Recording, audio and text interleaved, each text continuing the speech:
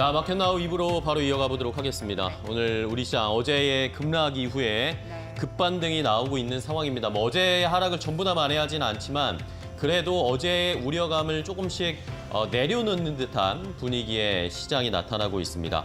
자, 어제 이 탄핵 정국 계엄발 충격으로 블랙 먼데이가 한 번 더 시연이 되는 모습이었는데 어제 외국인이 그래도 좀 매수를 하면서 거래를 마감했어요. 개인 투매가 좀 많이 나오면서 어제는 낙폭이 크게 나타났는데 어제 이어서 오늘도 역시 외국인은 좀 매수를 하고 있는 상황입니다. 자, 이제 이 시장의 반등이 전반적인 전국 불안에 대한 이런 해소와 관련된 이 시장의 반등인 것인지 추세를 전환하기 위한 것인지 아니면 어제 너무 많이 빠졌으니까 단순한 데드캣 바운스, 반발 매수인지의 여부를 오늘 시장 끝날 때까지 한번 잘 봐야 되겠죠. 네. 그 수급을 말씀해 주셔서 말인데 오늘 외국인과 기관의 쌍끌이 매수가 들어오잖아요. 네. 근데 제약바이오 그리고 화학업종에 좀 강하게 저가 매수가 들어오는 것으로 확인이 되고 있습니다. 네. 물론 개인의 투매는 오늘도 이었지만 결국 정치와 경제의 불확실성이 빠르게 해소되는 게 시장 반등의 가장 중요한 요건이 아닐까 싶어서 네. 하루빨리 좀 정상화되길 바라는 마음 좀 나오네요. 네. 오늘. 예. 자, 시장이 뭐 여전히 불안하지만 하나씩 해결의 실마리를 찾아가고 있는 시장의 분위기입니다. 오늘은 또 어떤 업종이나 이슈 관련된 종목들이 시장을 움직이고 있을까요? 시장을 움직이는 이슈와 함께 이슈 브리핑을 통해서 확인해 보도록 하겠습니다. 자, 싱크풀을 저희가 준비해 놨습니다. 지금 시장에서 많은 관심을 받고 있고 검색량도 많고 집중되고 있는 업종들, 테마, 이슈가 이렇게 원으로 표현이 되고 있는데요. 자, 오늘은 모처럼 만에 어제와는 또 정반대로 모두 빨간불을 켜고 있습니다. 시장이 하루하루 급변하고 있는 것을 이 색깔이나 원의 크기, 양을 보시면 그대로 느끼실 수 있죠. 자, 여전히 이재명 관련된 종목들의 반등이 강하게 나타나고 있습니다. 지금 시장에서는 탄핵이냐 아니면은 안정적인 하야냐 뭐 여러 가지 이야기들이 나오고 있는데 그럼에도 불구하고 이재명 관련된 종목들은 계속해서 관심이 커지고 있고 상승세도 이어가고 있다라는 것을 일단은 주식시장을 통해서 이 탄핵 정국의 분위기를 파악을 해보실 수가 있을 것 같습니다. 자, 계속해서 정치 테마주들은 시장에 관심을 많이 받고 있는 상황이고요. 어제 말씀드렸듯이 미디어 관련 종목들 뉴스 많이 보고 계시죠? 유튜브를 보셔도 뉴스 아마 많이 보실 겁니다. 관련된 미디어 관련된 종목들도 여전히 상승세를 나타내고 있고요. 이번 주말에 또다시 탄핵을 한 번 더 표결하게 됩니다. 이것을 추진하겠다고 민주당이 이야기하고 있기 때문에 여전히 뉴스 콘텐츠 소비, TV의 앞에서 우리가 뉴스를 봐야 하는 상황은 계속 이어질 것으로 보입니다. 자, 이외에도 오늘은 여러 가지 업종 종목들이 다 상승세를 나타내고 있는데 어제의 급하락에 이은 급반등의 영향도 있지만 몇몇 이슈들도 시장에 긍정적인 영향을 주고 있습니다. 자, 일단은 어제도 살짝 말씀드렸는데 우크라이나 재건주가 상승세를 나타내고 있어요. 트럼프 당선인과 우크라이나 젤렌스키 대통령 그리고 프랑스의 마크롱 대통령이 주말 사이에 회담을 했다라고 말씀을 드렸는데 여기에서 트럼프 당선인이 이제는 러시아 우크라이나 전쟁 끝내야 된다. 러시아가 뭔가 응답을 해야 된다라는 이야기가 나오고 있는 상황이고요. 여기에다가 우크라이나 젤렌스키 대통령도 역시 우리도 휴전을 원하고 있다. 휴전에 대한 대비를 하고 있다. 이런 이야기들이 나오니까 우크라이나 재건 종목들이 일제히 어제는 많이 빠졌지만 다시 반등세 이슈를 받아가면서 상승세를 나타내고 있습니다. 자, 여기에다가 중국 관련 중국 기업들이 좀 상승을 하고 있고 화장품도 상승하고 있고요. 여기에다가 관련된 중국 관련된 이슈들이 있는 종목들이 좀 상승세를 나타내고 있는데 엔터주도 마찬가지죠. 콘텐츠나. 자, 이렇게 중국 관련된 종목들도 오늘 전반적으로 좋은 흐름을 받고 있습니다. 중국이 추가적인 경기 부양책을 발표할 수 있다. 이런 그 기대감들이 다시 커지면서 중국 관련 소비주, 우리나라에서 또 중국 상장된 기업들의 주가가 함께 상승세를 나타내고 있고요. 자, 이외에도 뭐 여러 가지 종목들, 제약바이오, 반도체, 2차 전지도 동반해서 전반적인 상승세를 나타내고 있는 어제와는 완전히 다른 온도의 시장을 나타내고 있습니다. 자, 그럼 첫 번째 이슈부터 조금 더 자세하게 확인을 해보도록 하겠습니다. 앞서서 살짝 말씀드렸듯이 여전히 우리 시장은 탄핵 정국에 집중되어 있는 상황입니다. 불안한 전국에 계속 이어지고 있고 우리 시장도 그대로 충격을 받는 모습 하루하루 달라지고 있지만 자, 이런 상황 속에서도 우리가 정치적인 이슈나 앞으로의 정세를 계속 파악해야 되는 건 어쩔 수가 없을 것 같습니다. 자, 이런 상황에서 자, 지금 예산안 처리와 관련해서 이 여야의 공방이 강하게 펼쳐지고 있는 상황입니다. 이런 상황에서 더불어민주당 이재명 대표가 오늘 예산안 처리를 끝내겠다라고 조금 전에 발표를 했습니다. 자, 정부의 원안이 677조 4천억 원 정도의 규모의 예산안을 정부에서 편성을 했는데 이것에서 한 4조 원 정도를 감행한 예산결산특권위원회를 통과한 감액 예산안, 민주당이 추진하고 있는 예산안을 오늘 처리할 것이다 라는 것이었습니다. 어쨌든 시장이 불안하고 경제에 대한 우려감들이 커지고 있는 상황에서 예산안도 통과시키지 못하다면 국민들의 후폭풍을 감당할 수 없을 것이고요. 경제 불안을 해소하겠다라는 취지로 이재명 대표가 오늘 이것을 추진하겠다라는 것이었습니다. 자, 이러면서 야당이 이렇게 감액, 4조 원을 넘게 감액한 예산을 추진하는 것은 초유의 사태이긴 합니다. 과연 이것이 통과될 수 있을 것인가? 이러면서 내년 예산안에 대한 긍정에 대한 이야기, 부정에 대한 이야기가 여러 가지가 나오고 있는데 과연 감액한 예산안이 통과되면 시장에는 어떤 영향을 줄 것인가도 잘 살펴보셔야 되겠습니다. 자, 이것에 대해서 민주당의 박찬대 원내대표는 필요한 부분이 있다면 내년의 추후에 추가 경정 예산을 편성하면 된다라는 식으로 이야기를 하고 있는데 여전히 갑론을박 많은 논란이 좀 펼쳐지고 있습니다. 자, 여기에다가 플러스로 중요한 것이 금투세 폐지안도 이 예산안이 통과될 때 함께 통과될 것으로 보입니다. 자, 민주당이 지금 본인들의 이 입장, 스탠스는 금투세 폐지 여전히 당론으로 정했기 때문에 이 약속을 지킬 것이다. 그러면서 금투세 폐지안도 함께 통과될 가능성, 여기에다가 가상자산과세 유예 법안도 함께 통과될 가능성이 오늘 높아지고 있는 상황인데요. 국회 쪽의 이슈도 계속 모니터링 하셔야 될 것 같습니다. 자, 그럼 관련된 종목들의 주가 흐름 좀 체크해 보겠습니다. 네, 오늘 장 초반부터 이재명 관련주 급등하면서 시가 대비 상승폭 높이는 양봉의 흐름으로 대다수의 종목들이 상한가 진입한 흐름들이 눈에 띕니다. 대표적으로 최근 이재명 테마주로 부각을 받았던 오리엔트 전공, 정말 시세가 놀랐습니다. 오늘도 상한가. 이재명 대표가 그 어린 시절에 그 계열사에서 소년공으로 근무했다라는 이력이 있는 것으로 관련주로 분류가 됐고요. 수산 INT도 꽤 많은 연관성이 있더라고요. 2018년 경기도지사로 취임했을 당시에 경기지역 화폐 운영 대행사 역할을 했었고요. 또 이쪽 기업의 그 대표가 이재명 대표와 연관이 있었습니다. 근데 후원회 그 공동 회장을 맡았다 그 캠프에 그 이슈가 있습니다. 이스타코 같은 경우는 이제 부동산 건설 그 개발 기업이다 이렇게 보시면 되는데 이전에 이재명 대표의 기본 주택 정책과 결을 같이 한다라는 이유로 관련주로 부각을 받으면서 현재까지 그 흐름을 이어지고 있는 상황이고요.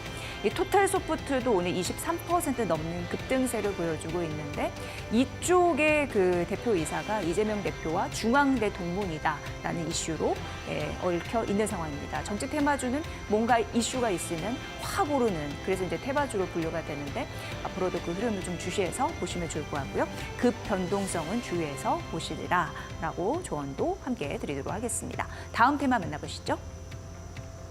자, 다음은 중국 쪽의 이슈를 확인해 봐야 되겠는데요. 오랜만에 우리 시장에서 화장품주나 엔터주나 중국 관련 소비주, 중국 기업들의 주가가 많이 올라가고 있습니다. 오늘 시장이 함께 반등하는 이유도 있지만 중국이 결국에는 내년에 내수 살리기 위한 본격적인 작업에 돌입할 것 같습니다. 자, 중국의 중앙정치국이 내년의 경제 기조를 안정 속의 진보 축으로 일단은 견제를 하면서 개혁도 하고 여러 가지 시장 개방도 하는 모습을 보이겠다. 이러면서 적극적인 재정 정책이랑 온건한 통화 정책을 이행하면서 중국의 내수를 살려야 한다. 이런 식의 이야기가 나왔습니다. 자, 이러면 이제 중국 경제공작회의에서 이것을 바탕으로 해서 경제 정책을 펼치게 되는데 과연 경제공작회의에서 추가적인 경기 부양책이 나올 것인가에 대한 기대감 나오지 않을까? 이런 정도로 완화 기조를 공식적으로 천명하면 추가적인 경기 부양책이 나올 것이다라는 시장의 해석들이 나오고 있습니다. 자, 중국이 결국에 14년 만에 통화 정책을 완화로 전환하는 것입니다. 과거에 14년 전에 서브프라임 모기지 사태가 있었을 때 그때 완화적인 정책, 일단은 뭐 정책 기조를 바꾼 상황이었는데 그 뒤로 14년 만에 결국에는 완화로 경제 정책을 전환하는 것입니다. 기조를 전환하는 것이죠. 자, 일단은 중국 내부의 내수 부재인이 심각한 상황입니다. 계속 위기론 이야기가 나오고 있죠. 여기에다가 트럼프 당선인이 이제 취임이 한 달 정도밖에 남지 않았습니다. 트럼프가 취임을 하게 되면 중국을 엄청나게 때릴 것인데 이것을 대비하기 위해서 미리 내수 진작을 위한 여러 가지 조치를 취할 것으로 예상이 됩니다. 자, 금융위기 수준으로 중국은 지금 현재 상황을 인식하고 있다라는 이런 상황을 잘 살펴보셔야 되겠고요. 자, 이러면서 어제 이미 반응이 나왔습니다. 추가적인 경기 부양책 나올 것이다. 이러면서 홍콩 항생지수가 어제 2.8% 가까이 급등세를 나타냈고요. 간밤에는 또 국제유가가 상승을 했습니다. 중국이 내수 부양을 하게 되면 석유, 원유가 많이 필요하다, 소비가 될 것이다. 이런 이야기들이 나오니까 많이 뛰어오르는 모습이었고요. 여기에다가 우리 시장에서도 오늘 반응이 나오고 있습니다. 화장품과 관련된 종목들 그리고 중국 내수 관련된 종목들 함께 상승세 나타내고 있는데 관련된 종목의 흐름 체크해 보겠습니다. 네, 화장품 관련주 급반등하고 있고요. 특징은 시가 대비 상승폭 높이는 대부분의 종목들이 양봉의 흐름을 하고 있다라는 부분입니다. 자, VT가 4거래 만에 상승하면서 21% 시원한 상승세 보여주고 있는 상황이고요. 아무래도 코스피 대장주라고 할 수 있는 아모레퍼시픽이 5거래 만에 반등하면서 현재 8%대 반등에 나서주고 있습니다. 그렇다면 코스닥의 대장주는 실리콘2라고 할 수 있을 텐데 12% 넘는 상승세 동반해서 오르고 있는 상황이고요. 그리고 대표적으로 화장품 중에 OEM, ODM 섹터 같은 경우에도 중장기적으로 성장 매력이 돋보인다라는 증권사의 리포트는 나오고 있는 상황입니다. 최근 주가의 출렁거림 속에 반등세를 찾아가는 오늘 시장의 모습 속에 코스맥스, CNC 인터내셔널, 코스맥스 모두 상승하고 있다는 점도 아울러 설명드리도록 하겠습니다. 마지막 테마 만나보시죠. 자, 마지막으로는 두산그룹주를 봐야 되겠습니다. 우리 시장 오늘 대부분 종목들이 상승하고 있는데 두산그룹주들은 오늘 좋지가 않습니다. 두산 로보틱스도 큰 하락을 나타내고 있는 상황이고요. 자, 계엄 사태에 지금 두산마켓 분할합병과 관련된 추진 계획들이 하나씩 좀 어그러지고 있는 상황입니다.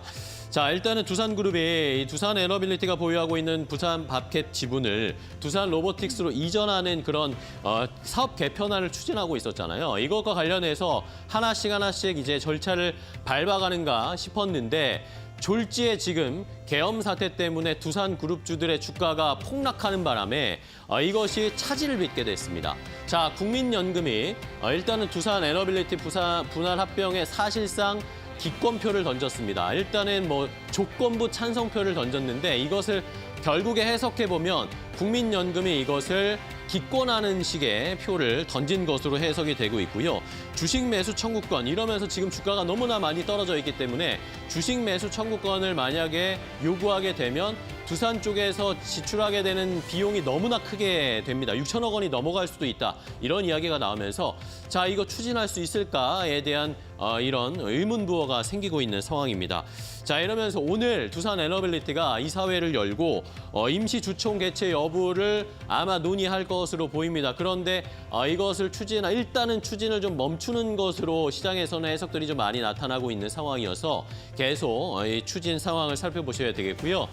두산의 이런 분할 합병과 관련된 지배구조 개편과 관련된 이야기는 잠시 후에 이데일리 TV 인사이트에서 조금 더 자세하게 분석을 해드릴 테니까요. 이따 함께 해주시기 바랍니다. 일단은 두산그룹주들의 주가 흐름 좀 변했을까요? 확인을 해보겠습니다. 네, 무엇보다도 이제 국민연금 지분 한 6.85% 가지고 있는 두산 에너빌리티 주식 매수 예정 청구 가격이 있었잖아요. 2850원인데 여전히 좀 밑돌면서 한 16% 밑돌죠. 17,440원 역시나 회복이 못하는 상태입니다. 그렇다 보니까 두산 로보틱스, 두산 밥켓과 합병이 불발될 가능성 때문에 오늘 장중에 낙폭 확대했고 현재는 한 7에서 8%대 하락을 하고 있는 상황입니다. 5거래 연속 떨어지면서 오늘 두산 로보틱스는 52주 신저가의 흐름을 보여주고 있습니다. 두산 밥켓은 어제 3% 약세 흐름으로 마감이 됐습니다만 오늘 2% 오히려 반등세를 나타내주고 있는 상황이고 지주사 같은 경우에는 4% 오히려 조금 더 치고 올라가는 흐름들이 나타나주고 있습니다. 두산 지배구조 개편 관련해서 이슈는 지속적으로 보셔야 될 것 같습니다. 중요한 흐름을 오늘 보여줄 것 같습니다. 자, 시장이 오늘은 반등세를 나타내고 있는데 어느 정도까지의 상승 탄력을 보여줄지, 어제 하락을 어느 정도 만회할지 여부를 잘 살펴보셔야 되겠습니다. 자, 이럴 때는 시장에서 어떻게 대응해야 될까요? 내가 가진 종목들 어제 많이 떨어졌을 텐데 이렇게 반등하고 있는 시장에서 어떤 대응을 해야 할지 종목별 투자 전략은 이데일리온 파트너와 더 자세하게 알아보도록 하겠습니다.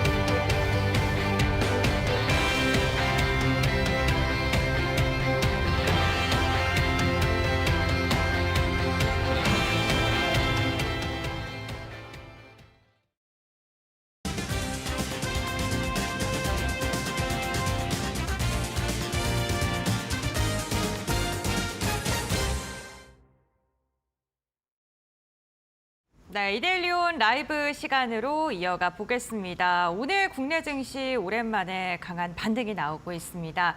시장에 대해서 이제 정말 V자 반등일지 아니면 단기적인 상승일지 궁금증들 많이 갖고 계실 것 같은데요. 저희 실시간 채팅창에 댓글 남겨주시면 방송 중에 그에 대한 이야기들 함께 나눠보는 시간까지 준비를 했으니까요. 편안하게 궁금하신 점 올려주시길 바랍니다. 오늘도 이데일리온 파트너와 함께합니다. 오늘은 이용철 파트너 함께하겠습니다. 안녕하십니까? 네, 반갑습니다. 네, 파트너님 오늘 우리 시장부터 한번 이야기 나눠볼까요? 네, 오늘 우리 시장 굉장히 분위기가 좋죠. 네. 자, 전거래일 미국 증시와는 네. 디커플링이 되고 있는 상황입니다. 기존에 앞서서 계속해서 국내 증시는 미국 증시와 디커플링이 이어지고 있던 상황에서 오늘 제대로 훈풍이 불었는데요. 중요한 건 이제 미국 증시는 12월 FOMC 정례 회의를 앞두고 발언을 자제하는 블랙아웃 기간에 돌입을 했습니다. 그렇기 때문에 이로 인해서 경제 지표에 관련한 좀 더 투자자들의 이목이 집중되고 있는 상황입니다. 이번 주에 CPI, 그다음에 생산자 물가지수와 소비자 물가지수와 CPI, PPI가 모두 발표되는 시즌이죠. 그렇기 때문에 시장은 눈치 보기 장세로 인해서 미국 증시, 전거래일 미국 증시는 단기간 소폭 조정을 받았지만 국내 증시는 현재 밸류 기준상 후행 PBR 기준 전거래일 0.833배까지 내려왔습니다.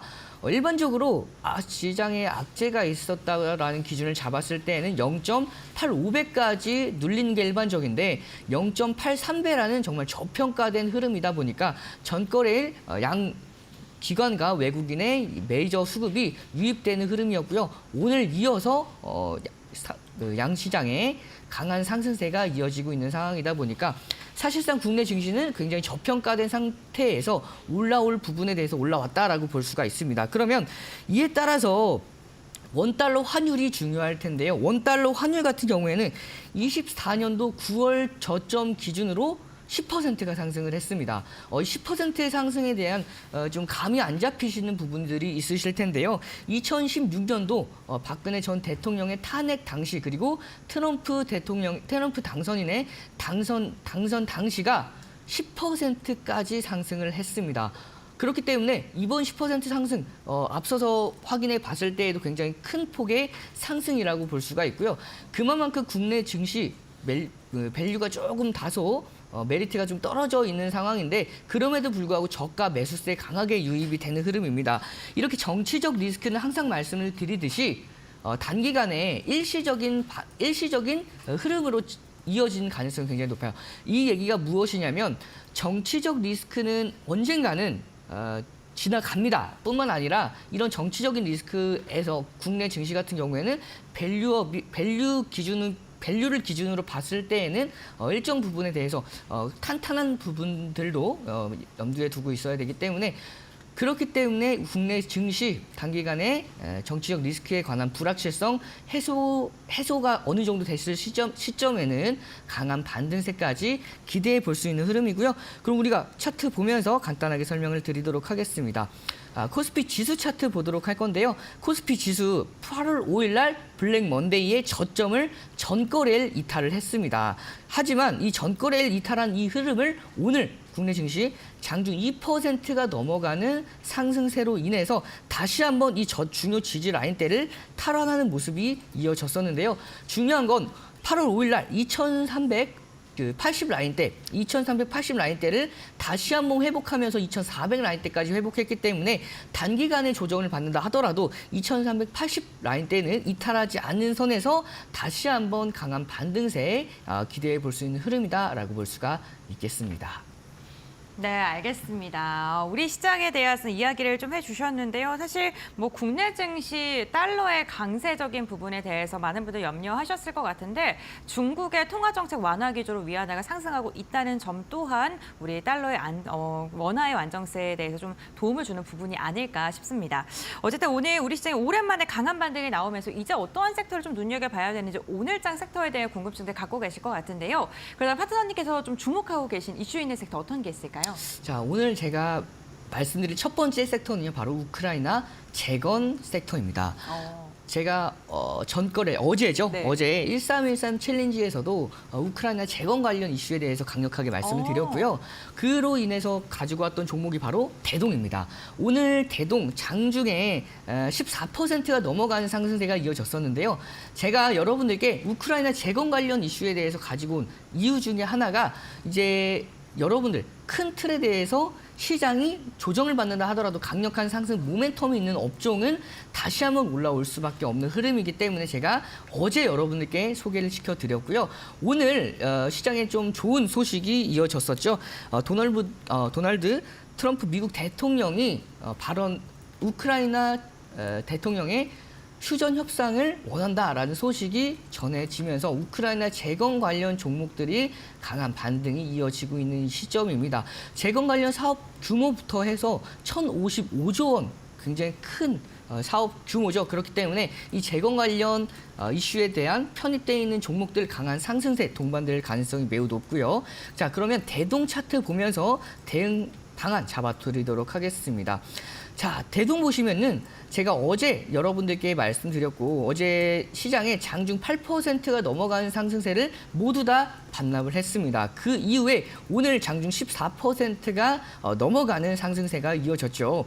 이렇게 큰 틀에 대해서 조금 더 이 종목을 보면 자, 큰 틀에 대해서 전체적인 흐름 2024년도 초부터 넘지 못했던 이 저항 라인대들 큰 하락 추세를 넘겼습니다. 그것도 11월 달 대량 거래량을 유입하면서 강한 상승세로 이렇게 넘겼고요. 이 넘긴 이 시점부터 해서 상승 추세로 전환이 되는데 상승 1파 그리고 2파가 조정이 어디까지 이어질지 이 흐름인데 중요한 건 상승 1파 이후에 조정 파동 굉장히 얕았어요. 자, 조정 파동이 9,000원 중요 라인대를 60일선과 더불어서 지켜주는 선에서 이 중요 저항 라인대 이 부분을 좀 체크를 해보면요. 굉장히 의미 있는 라인대입니다. 왜 어떤 부분에서 의미 있는 라인대냐면요. 자, 2024년도 9월 달부터 이렇게 넘지 못했던 가격대죠. 강한 저항 라인대를 형성했던 이 저항 라인대를 이번에 최근에 2024년도 12월 6일 날 저점을 형성한 이후에 변곡점을 만들고 강한 반등세가 이어졌기 때문에 이 종목 중요 지지 라인대를 지지받는 선에서 강한 변동성 나왔기 때문에 앞으로도 이 재건 관련 종목 중에서도 강한 상승세 기대해 볼 수 있는 종목이고요. 뿐만 아니라 이 종목은 국내 최초의 우크라이나 현지에서 농기계를 수입 판매하는 총판과 300억 원 규모의 트랙터 공급 계약을 추진을 했기 때문에 실질적인 재건 관련해서 수혜를 받을 수 있는 종목으로 보실 수가 있습니다. 그렇기 때문에 이 종목을 어제 진입하셨던 분들이라면 오늘 단기 차익 실현 이후에 다시 한번 재공략을 하셔도 되고요. 다만 어제 일부 분할 매도 기준 잡으실 분들은 단기간 그 1차 목표가 제가 11,000원 잡아드렸고요.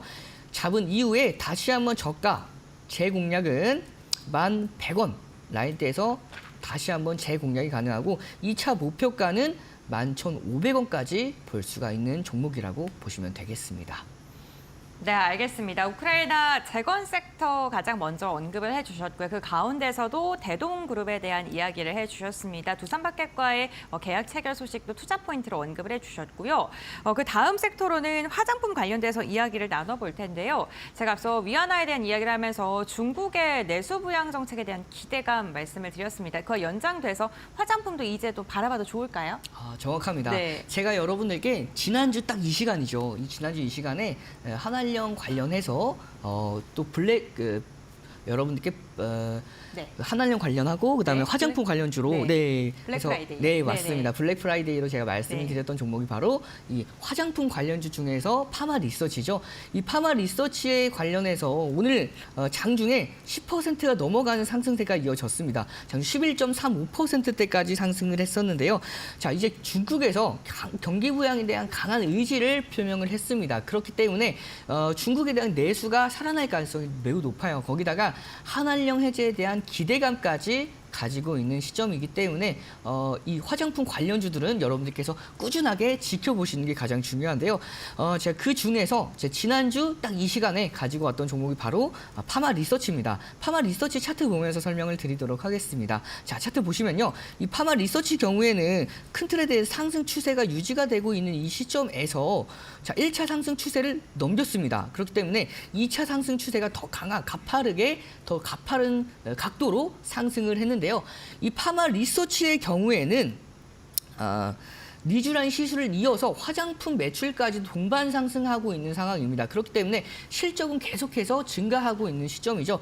이 종목 같은 경우에는 그렇기 때문에 다른 화장품 관련주보다도 더 강한 상승세가 이어지고 있는 시점입니다. 자, 두 번째, 이 2차 상승 추세의 저점, 이 변곡점을 2024년도 11월 말에 만들어냈고요. 그 이후에 추가 조정은 제한된 흐름이었습니다. 이렇게 추가 조정이 나온다 하더라도 저점, 11월 말에 저점을 올리는 상태에서 11월 6일 날 장중 8%가 넘어가는 하락이 이어졌었는데 이 하락폭을 모두 다 거의 마이너스 2%까지 낙폭을 축소한 이후에 금일 다시 한번 장중 11%까지의 강한 상승세가 이어졌기 때문에 이 종목 같은 경우에는 업황도 살아있고 개별적인 실적 개선의 이슈까지 더불어서 전 고점까지도 충분히 돌파 가능하지만 단기간에 이 종목을 가지고 계셨던 분들이라면 전 고점인 241,500원 라인대에서는 한 차례 분할 매도 이후에 다시 한번 재공략은 22만 원대 다시 잡으셔서 전 고점 돌파 흐름까지도 기대해 보셔도 좋은 흐름이라고 볼 수가 있겠습니다. 네, 알겠습니다. 화장품과 관련해서는 파마 리서치, 의료, 미용 섹터까지 좀 확장해서 바라보시는 게 좋을 것 같고요. 관련돼서 종목 이야기해 주셨으니까 참고해 보시면 좋을 것 같습니다. 그렇다면 오늘 저희가 또 체크해 볼 만한 섹터가 있을까요? 네, 제 마지막 섹터 네. 준비해 왔는데요. 마지막 섹터는 의료 AI 섹터입니다. 아, 네. 자, 이 의료 AI 섹터, 요즘 가장 핫한 섹터 중에 하나죠. 이번에 여러분들께서 가장 주요 깊게 보셔야 될 부분이 인공지능 AI와 클라우드가 결합해서 암 검진에서 양성으로 진단됐지만 최종 판정에서 음성으로 밝혀지는 외양성률 가능성을 줄여서 검진 신뢰도를 높인다라는 이슈가 전해지면서 이 의료 AI 섹터들이 강한 주목을 받고 있는데요. 그 중에서 여러분들이 가장 주목해 보셔야 될 섹터가 종목이 바로 셀바스 AI입니다. 이 셀바스 AI는 의료 AI 관련주 중에서도 유일하게 돈을 버는 기업으로 알려져 있는데요.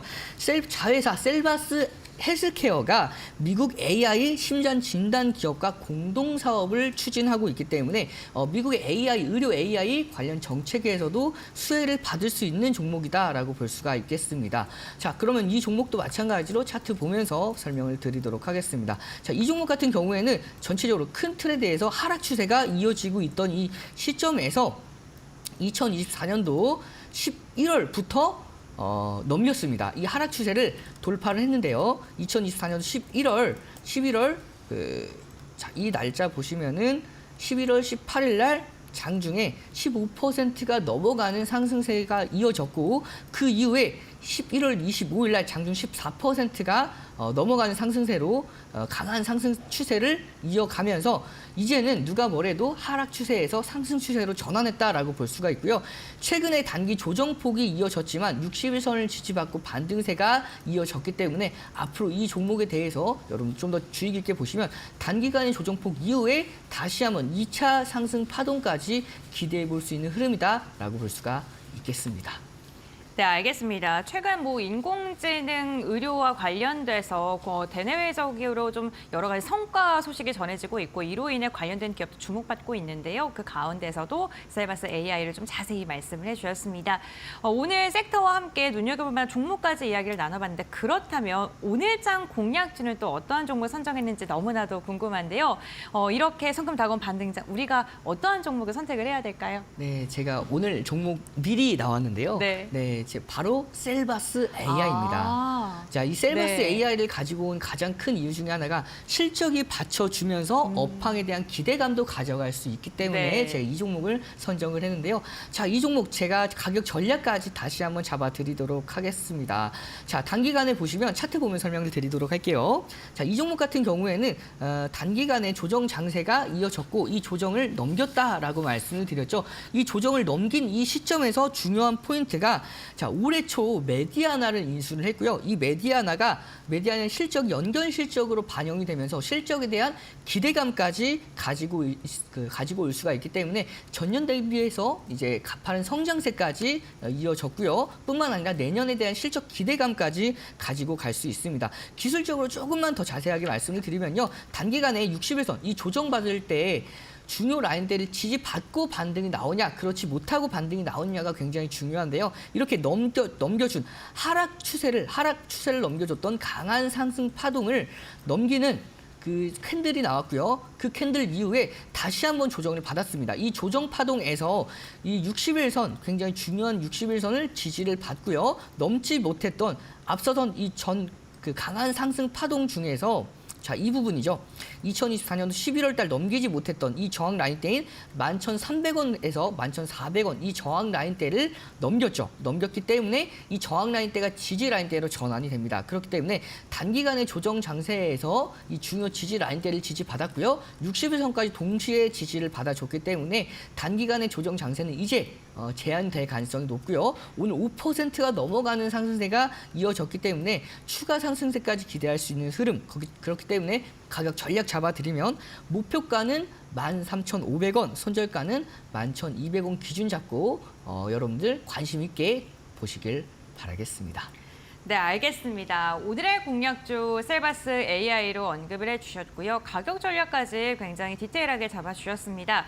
종목 관심 있으신 분들께서는 투자 포인트 참고하시면서 시장 대응해 보시길 바라겠고요. 오늘 이런 투자 포인트 여기까지 듣도록 하겠습니다. 파트너님 고맙습니다.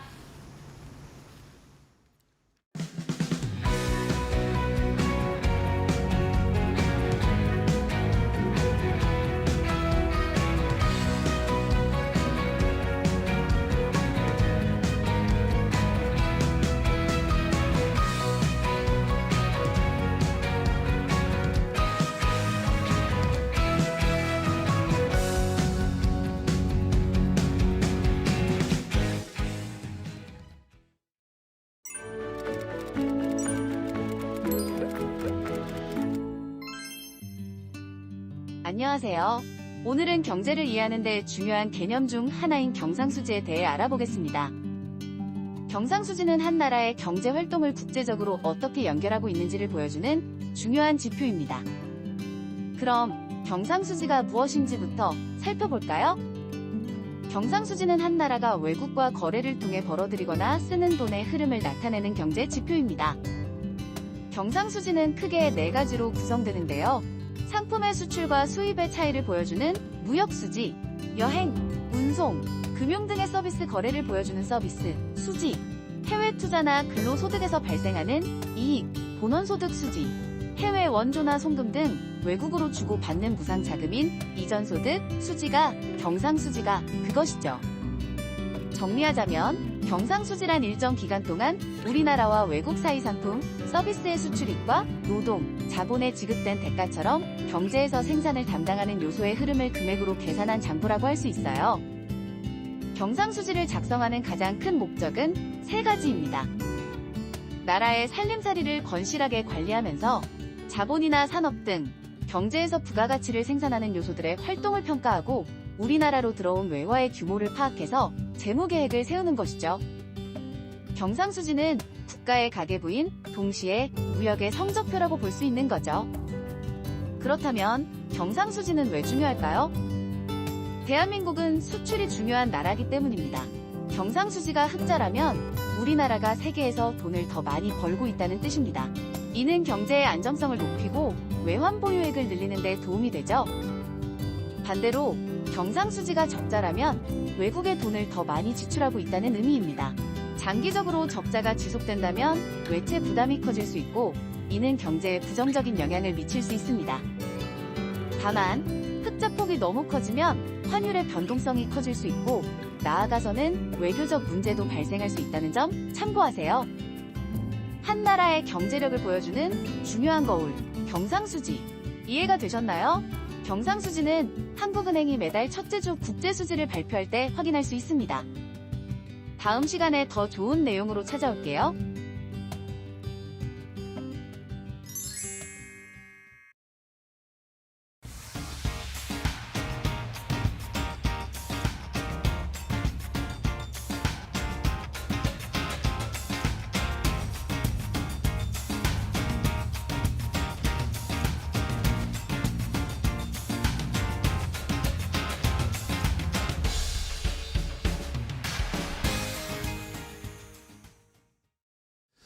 자, 이데일리 TV 인사이트로 바로 이어가 보도록 하겠습니다. 시장이 어제에 이어서 일단은 하락하는 게 아니라 반전을 해주고 있으니까 너무나 다행인 상황입니다.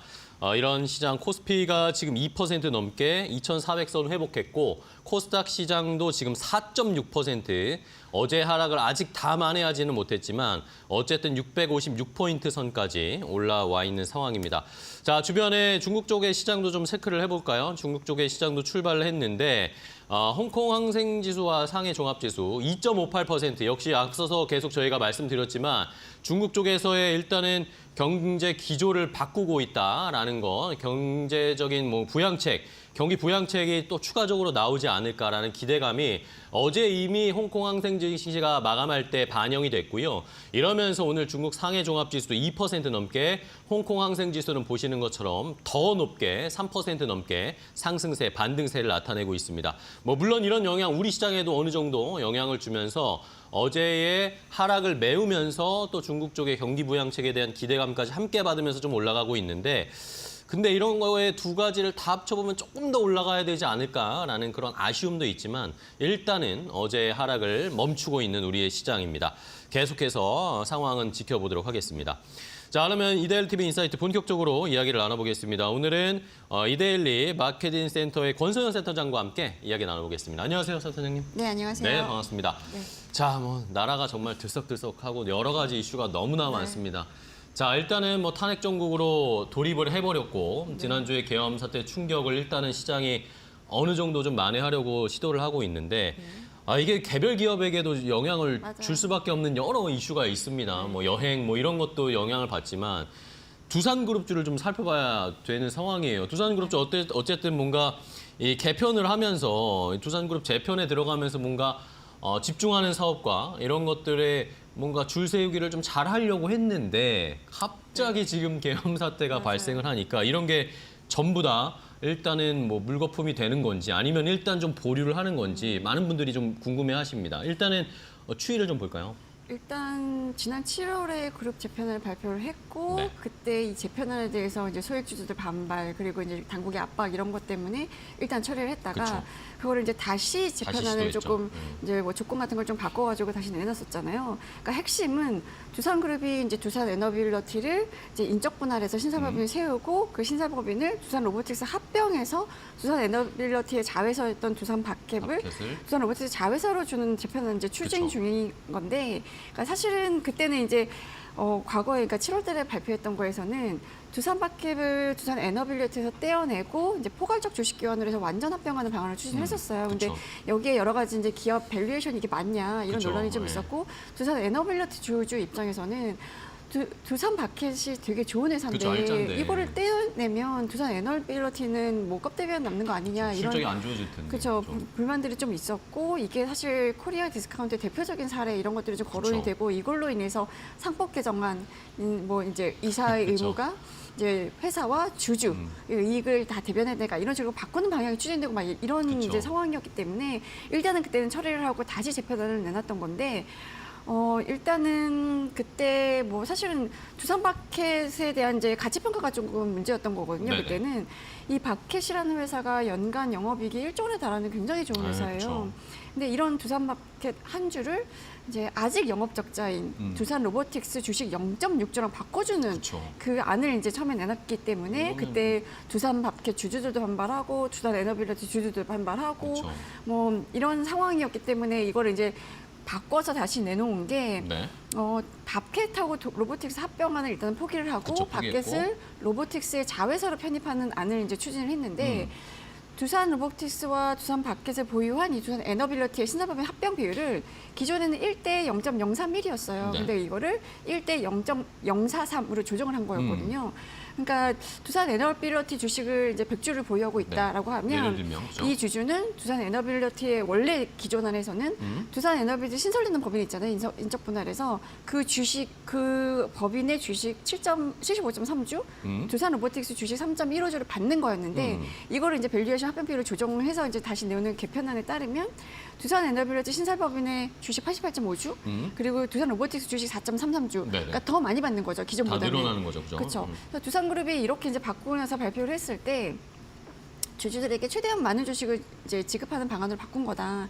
그렇게 해서 만약에 단순 환산할 경우에 100주를 가지고 있는 주주의 경우에는 기존 원에 비해서 한 39만 원 정도를 더 이제 이득을 취하는 거다라고 이제 설명을 했던 건데 뭐 이때 발표할 때는 일단 두산 에너빌리티, 두산 로보틱스 이렇게 그러니까 내일 모레죠? 10일에 네네, 임시주총하고 그렇죠. 12월 12일 에. 거기서 이제 의결을 한 다음에 합병 기일이 이제 내년 1월 31일인데 그때까지 이제 사업 개편을 마무리하겠다라는 이제 큰 그림을 내놨던 거고 이거 관련해서 뭐 기자회견도 하고 호텔에서 뭐 이러면서 이제 설명을 했었어요. 근데 이 문제는 분할 합병이기 때문에 이게 주총 특별결의 사항이거든요. 네, 일반 그렇죠. 결의 사항보다 이제 깐깐한데 전체 주주의 3분의 1 이상이 참석을 해야 되고 일단 참석한 주주의 3분의 2 이상의 동의가 필요한 거기 때문에 네. 지금 이제 뭐 국민연금이 어느 쪽에 이 의결권을 행사할 것이냐 이런 거에 대한 관심들이 굉장히 높았었죠. 네.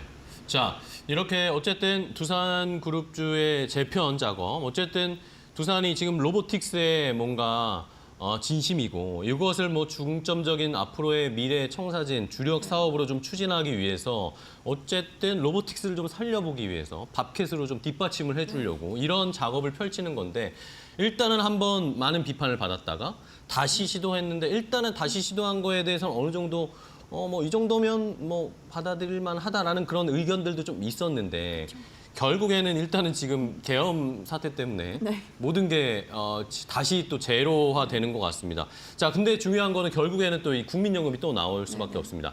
고려하연 때는 뭐 어쨌든 고려하연이 뭔가 국민연금이 고려하연 사태 때는 뭔가 뚜렷한 입장을 보여주지 않았는데 근데 이번에는 좀 다른 것 같아요. 그래서 어제 이제 국민연금이 이거에 대해서 의결권을 어떻게 행사할 것인지를 논의하는 수탁자 책임위원회라는 많이 걸 궁금했죠, 그게. 열었거든요. 거기서 이제 결론이 어떻게 날 것인가에 네네. 시장에 관심이 집중이 됐었는데 그럴 수밖에 없는 게 지금 두산 에너빌리티, 두산 로보틱스 이제 각각 주총을 해야 되잖아요. 네네. 그래서 분할 합병 안건을 두 회사가 다 이제 승인을 해야 되는데 두산 로보틱스 같은 경우에는 두산이 68.2% 지분을 들고 있어서 두산이 갖고 있는 지분만으로도 이 주총의 특별관리 승인할 수 사항을 있죠, 충분히 그냥. 이제 충족을 할 수 있는 상황이라서 뭐 다른 주주들이 반대해도 그거는 이제 크게 무리 밀어붙일 수 없이 있죠. 할 수 있는데 두산 에너빌리티는 이제 최대 주주인 두산 그리고 두산의 특수관계인이 보유하고 있는 지분이 30.67%밖에 안 돼요. 30% 정도. 그러니까 추가 찬성 표가 있어야만 그쵸. 이제 예. 특별관리를 통과할 수가 있는데 국민연금이 보유하고 있는 게 6.85%였거든요. 그러니까 국민연금 지분 확보를 해도 대충 이제 뭐 해볼 만하다라는 평가였는데 그래서 국민연금이 캐스팅 보트를 쥐고 있었고 그쵸. 국민연금이 어떤 결정을 하느냐에 따라서 주총에서 결과가 달라질 거다라는 얘기들을 좀 많이 했었죠. 네. 자, 결국에는 국민연금이 또 중요한 캐스팅 보트 역할을 하게 되고 이걸 어떤 결정을 할지 많은 분들이 궁금해한 상황이었는데 자, 그런데 뭐 사실 뭐 이번에 다시 한번 진행한 이 분할 관련된 이 개편과 관련된 계획에도 사실 뭐 괜찮다라는 의견도 있었지만 이것도 안 된다라는 의견들도 좀 많긴 했어요. 그러니까 제가 체감상으로는 이제 반대하는 의견이 조금 더 많았던 좀더 것 같은데 많았나요? 뭐 일단 국내에 이제 이런 의결권 보통은 이런 주총에서 되게 첨예하게 맞붙는 사안에 대해서는 의결권 자무사들이 의결권을 어떻게 행사하는 게 좋다라고 건의를 하기도 그쵸, 하고 이런데 이제 의뢰를 하기도 합니다. 그런데 이제 글로벌 의결권 자무사도 있고 국내 자무사들도 있는데 우리나라에 있는 이제 상대성 협의회 아래 에 있는 지배구조 자문위원회라든가 한국 ESG 기준원이라든가 한국 ESG 연구소 이런 데들은 뭐 좀 찬성 의견을 냈었고 네. 글로벌 의결권 자무사 중에서도 뭐 글래스 루이스와 ISS가 약간 양대 산맥인데 글래스 루이스는 찬성, ISS는 반대였었어요. 그렇네요. 그래서 일단 이제 찬성한 쪽의 의견을 조금 보면 찬성한 쪽은 두산그룹이 이제 이런 분할 합병을 통해서 장기적으로 경쟁력을 강화할 수 있을 것이다라는 그렇죠. 면에 조금 더 초점을 두고 본 것 같아요. 그래서 일단은 분할 합병을 하게 되면 에너빌리티는 에너지 사업의 정보성을 좀 확보할 수 있고 로보틱스는 로보틱스 나름대로 이제 스마트 머신 경쟁력 이런 것들을 좀 강화할 수 있으니까 이렇게 분할 합병해서 찢어 붙이면 장기적으로는 양사의 기업 가치가 다 높아지지 않겠냐. 네네네. 사실 에너빌리티는 두산마켓 띄어내고 약간 부채 비율 이런 것들을 조금 개선해서 좀 이제 투자할 수 있는 자금을 뭐 회사채를 발행한다든가 이런 식으로 투자 자금을 좀 확보해서 투자를 하겠다라는 이 명분이었거든요. 네네. 그런 면에서 보면 뭐 지금 두산그룹의 재편 안을 통해서 경쟁력을 강화할 수 있을 거다. 그러면 장기적으로 주주 가치는 올라가는 거 그렇죠. 아니냐라는 면에서 찬성을 했던 거고 또 한 가지는 이제 처음에 제시했던 개편안에 비해서 보면 소액 주주의 의견을 최대한 반영하려고 노력한 게 개선된 게 보인다. 보인다라는 거예요. 그래서 이게 두산 에너빌리티 주식을 갖고 있는 주주 입장에서 보면 기존에 비해서는 신설법인의 주식도 더 받을 수 있게 됐고 그쵸. 두산 로보틱스 주식도 더 받을 수 있게 됐으니까 뭐 이 정도면 찬성할 만하지라는 의견이었고 분할 합병 비율에 대한 논란도 좀 있었잖아요. 그쵸. 그런 것도 뭐 사실 두산이 분할 합병 비율에 대해서는 그 상법상 있는 이 시장가의 뭐 그러니까 그 규정이 있는데 규정대로 한 거거든요. 이거는 법적으로 전혀 문제가 없었던 그래요? 거였는데 문제는 이제 로보틱스가 미래 성장성이 너무 주가에 많이 반영이 돼서 적자 기업임에도 불구하고 주가가 많이 높은 상태였고 두산 박캡은 이 두산 박캡이라는 회사가 내는 매출이나 영업이익에 비해서는 조금 이제 저평가됐다라고 보는 분위기였는데 시장가만 놓고 이제 분할 합병 비율 이런 것들을 이제 산정하다 보니까 이게 맞냐라는 논란이 있었는데 그렇죠. 이거를 뭐 일반 주주들도 좀 경영권 프리미엄을 좀 누릴 수 있게 합병 비율을 좀 다시 산정을 했고 이거를 외부 평가 기관에 맡겨서 네네. 공정하냐, 공정하다라는 이제 이 판단을 받아왔기 때문에 이런 공정성도 확보했으니 이 정도면 이제는 찬성해 주려만 하지 않겠어라는 게 이런 이제 찬성하는 쪽의 입장이었고 반대쪽은 어떤 반대로 논리였나요? 이제 저기 표에서 나오는 것처럼 서스베스라든가 뭐 ISS 이런 데들이 반대를 권고를 했는데 이들이 주장하는 거는 여전히 두산 박캡의 밸류가 너무 낮다라는 거예요. 지금 두산 박캡이라는 회사는 뭐 매출액도 뭐 9조 원, 뭐 영업이익도 1조 원대인 그쵸. 거고 이 그룹사 이익의 한 97%를 두산 박캡이 이제 담당을 하고 있거든요. 그러니까 굉장히 캐시하고 그쵸. 굉장히 알짜 회사인 건데 이 두산 박캡을 에너빌리티에서 로보틱스로 옮기는데 이 두산 박캡의 밸류를 이거밖에 안 쳐준다고라는 거예요. 근데 지금 이제 의결권 자문사들은 저렇게 반대하는 데들이 있지만 또 네. 한 군데 행동주의 펀드인 그 온라인 파트너스가 온라인 파트너스. 이제 여러 가지 이제 주주 제안도 하고 막 이랬잖아요. 그쵸. 여기 굉장히 적극적으로 반대를 하고 있는데 온라인이 두산밥켓의 주당 가치를 뭐 예를 들어 춘 차입금이라든가 뭐 비영업 자산이라든가 상각장 영업, 그러니까 우리가 에비타라고 부르는 네. 이런 여러 가지 수치를 고려해서 적정 배를 산정을 보면 13만 원 정도인데 지금 이 개편안에서는 7만 원 정도로밖에 평가를 안 하고 있다. 갭이 너무 크다. 라고 이제 주장하고 있는 거예요. 그러니까 온라인은 그래서 이제 두산그룹의 두산밥켓의 실제 가치는 한 13만 원 정도 되니까 네. 7만 원 정도에 이렇게 개편하지 말고 두산로보틱스에 넘기지 말고 차라리 두산마켓 지분을 그냥 외부에 팔아. 그냥 공개 경쟁 입찰을 통해서 지분을 매각을 하면 에너빌리티가 가져갈 수 있는 그 돈이 더 많은 거 아니냐. 그걸로 투자하면 되잖아. 약간 이런 식으로 이제 주장을 하면서 주주 서한을 보내기도 했는데 두산마켓 지분을 지금 이제 에너빌리티가 갖고 있는 게 46.06%거든요. 이걸 만약에 공개 경쟁 입찰을 매각하면 더 높은 대가를 받을 수 있으니 이 너희들이 사업 재편 이유로 밝혔던 에너지 사업에 대한 투자금 확보 이 목적에도 그게 더 맞다라고 이제 주장을 한 돈도 거예요. 더 많이 받을 수 있으니까. 근데 이제 이런 과정을 다 생략하고 로보틱스의 두산마켓을 이제 주당 한 7만 원 정도에 넘긴다는 거는 두산 에너빌리티가 갖고 있었던 핵심 가치, 그러니까 두산마켓으로 인해서 갖고 있었던 핵심 가치를 그냥 특수관계인한테 염칼 처분하는 거다라고 이제 주장을 네. 한 거예요. 그렇게 된다면 이사들도 이런 결정에 찬성한 이사들도 배임이다. 뭐 이런 주장도 하고 막 이랬었는데 뭐 실제로 이제 이런 논리에 서스틴베스트라든가 이제 IS 이런 데들도 이제 조금 공감하는 부분이 있고 네. 이제 그 지배주주와 일반 주주의 이해상충 문제들 있잖아요. 이게 사실은 두산그룹이 이런 재편안을 통해서 얻을 수 있는 게 두산 밥켓에 대한 그 지배력을 더 확대할 수가 있는데 이거를 돈 한 번 안 들이고 두산 오너 일가의 지배력을 확대할 수 있다는 거에 이제 소액주주들이 반발한 면도 있거든요. 그러니까 이런 지배주주, 그러니까 오너 일가의 이익을 위해서 소액주주의 이익을 희생하는 게 맞냐라는 네. 그게 이제 또 코리아 디스카운트로 연결이 됐던 건데 이런 면에서는 여전히 해결되지 않았다는 게 이제 반대한 측의 의견이라서 그래서 지금 그러게요. 온라인 발이기는 하지만 뭐 외국계 회사들 있잖아요. 외국계 네네. 연기금들, 뭐 캐나다 공적연금이라든가 뭐 브리티시 컬럼비아 투자공사라든가 아니면 뭐 뉴욕시 그룹 트러스트, 뭐 캘리포니아 공무원연금 이런 데들도 반대 의사를 표명했다라는 게 이제 온라인 측의 주장이에요. 네.